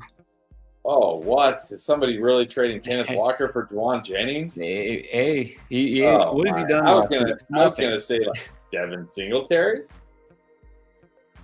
That's not bad. I mean, that's probably more realistic, but I always aim high and then work your way down. I mean, that's true. I mean, look, if somebody's gonna give you Kenneth Walker for Juwan Jennings, like take it and run. Take it and run. Brian Robinson scored a touchdown, but he was actually kind of bad on the ground. Didn't have a great game. People still doubt Brian Robinson for whatever reason. I know. I say those names over and over, but there's a reason. It's because people don't value like Brian Robinson, Tony Pollard. Yeah. All right. There you go. And if you're looking for a receiver, which I don't know anybody would do a straight up receiver for receiver swap, I would take Michael Pittman, as bad as he's been, over Juwan Jennings. Yeah, so would I. Like, just give me, yeah, exactly. All right. Tank down. Chunk. What's up? Trade away both the Panthers breakouts for Tyreek or Debo.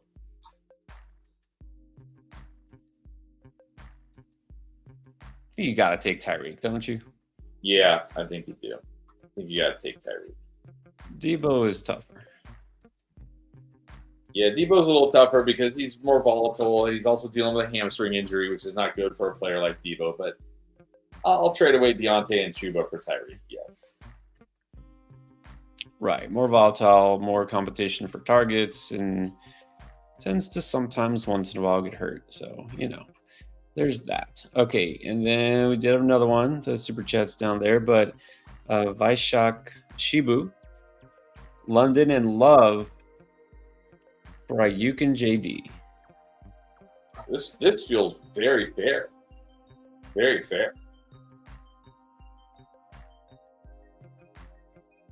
I might slightly prefer the Ayuk Jaden Daniels side. That's just because I want Jaden Daniels. But I think this is pretty fair here. But I probably slightly like the Ayuk Jaden Daniels side. Yeah, that's where I'm leaning. Love should be solid. JD it's been really good already. Don't think it's a drop off anymore. Give me the Ayuk side, but it's close. And then Marshall Fabricant got Kyler, has Jaden.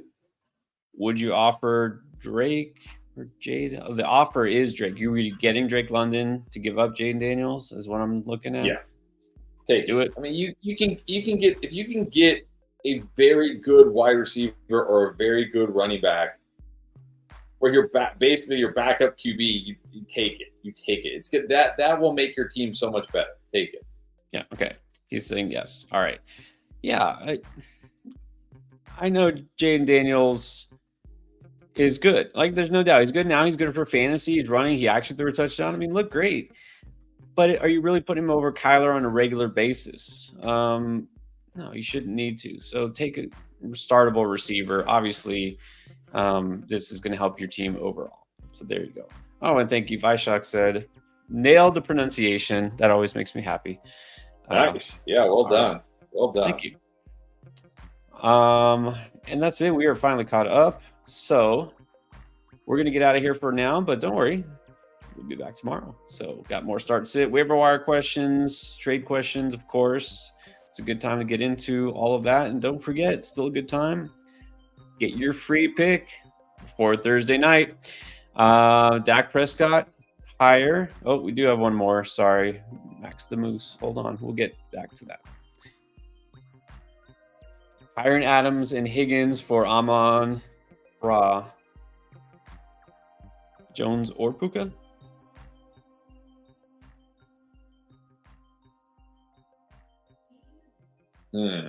So is it 3 for 2? Is that right, Max? Yeah, looks like a 3 for 2. I think I got it. I mean, Amon-Ra is the best player in this trade, but you're getting Kyron. Yeah, it's 3 for 2. So it's, I guess, either Aaron Jones or Puka.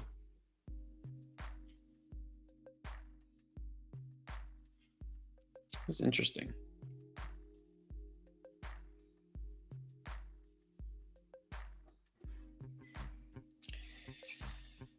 Yeah,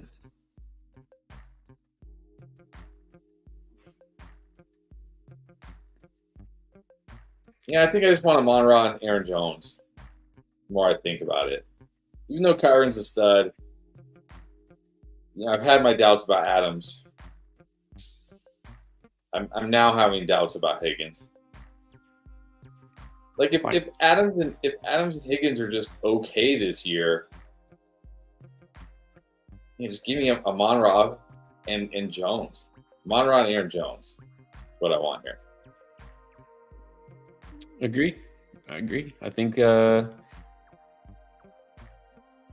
getting too deep into this might depend on build and all that, but I like the Amon-Ra side. So there you go. All right, Max. Sorry for making you wait. We got it there. And yes, we're gonna take Johnny's advice. It's donut time. Yeah, probably not a donut time, but I wish. I would love a donut, but no donuts. You know what time it is. I'm not even lying. It's Count Chocula time. It's the season. Count Chocula. That is pretty good, actually. It's pretty good. All right. But don't forget, get those free picks in there. Now, you still haven't tried the underdog? Sign up now. Get this free pick. It's a new customer pick. Dak Prescott getting a yard. Make sure when you do try underdog, you use promo code ENDGAME because that gets you not only the free pick of new customer specials that they have, but the deposit match, bonus cash up to $1,000. And, of course, we have one more super chat. Country Connected. Olave, Wilson, Devontae, DJ Moore, Chase, start 3. Okay. Well, Devonta Smith probably not going to play. Yeah. And I think you have good enough options here. You don't need to risk Garrett Wilson against Surtain. So let's go Chase, DJ Moore, and Olave. I mean, Chase is going to be no doubter. I love DJ Moore this week. Hope he goes off. I don't think Olave will go off like he did last week. I don't feel as big a game. But yeah, I definitely put him over Wilson. So there you go. This one's pretty easy. Chase, Moore, Olave. All right, guys. No worries. We'll be back tomorrow. And if you got other questions, remember, you can use the Draft Lane app. Or we can answer Drew D's real quick. 14-teamer, PPR 2, 2, and 3 flex. All right.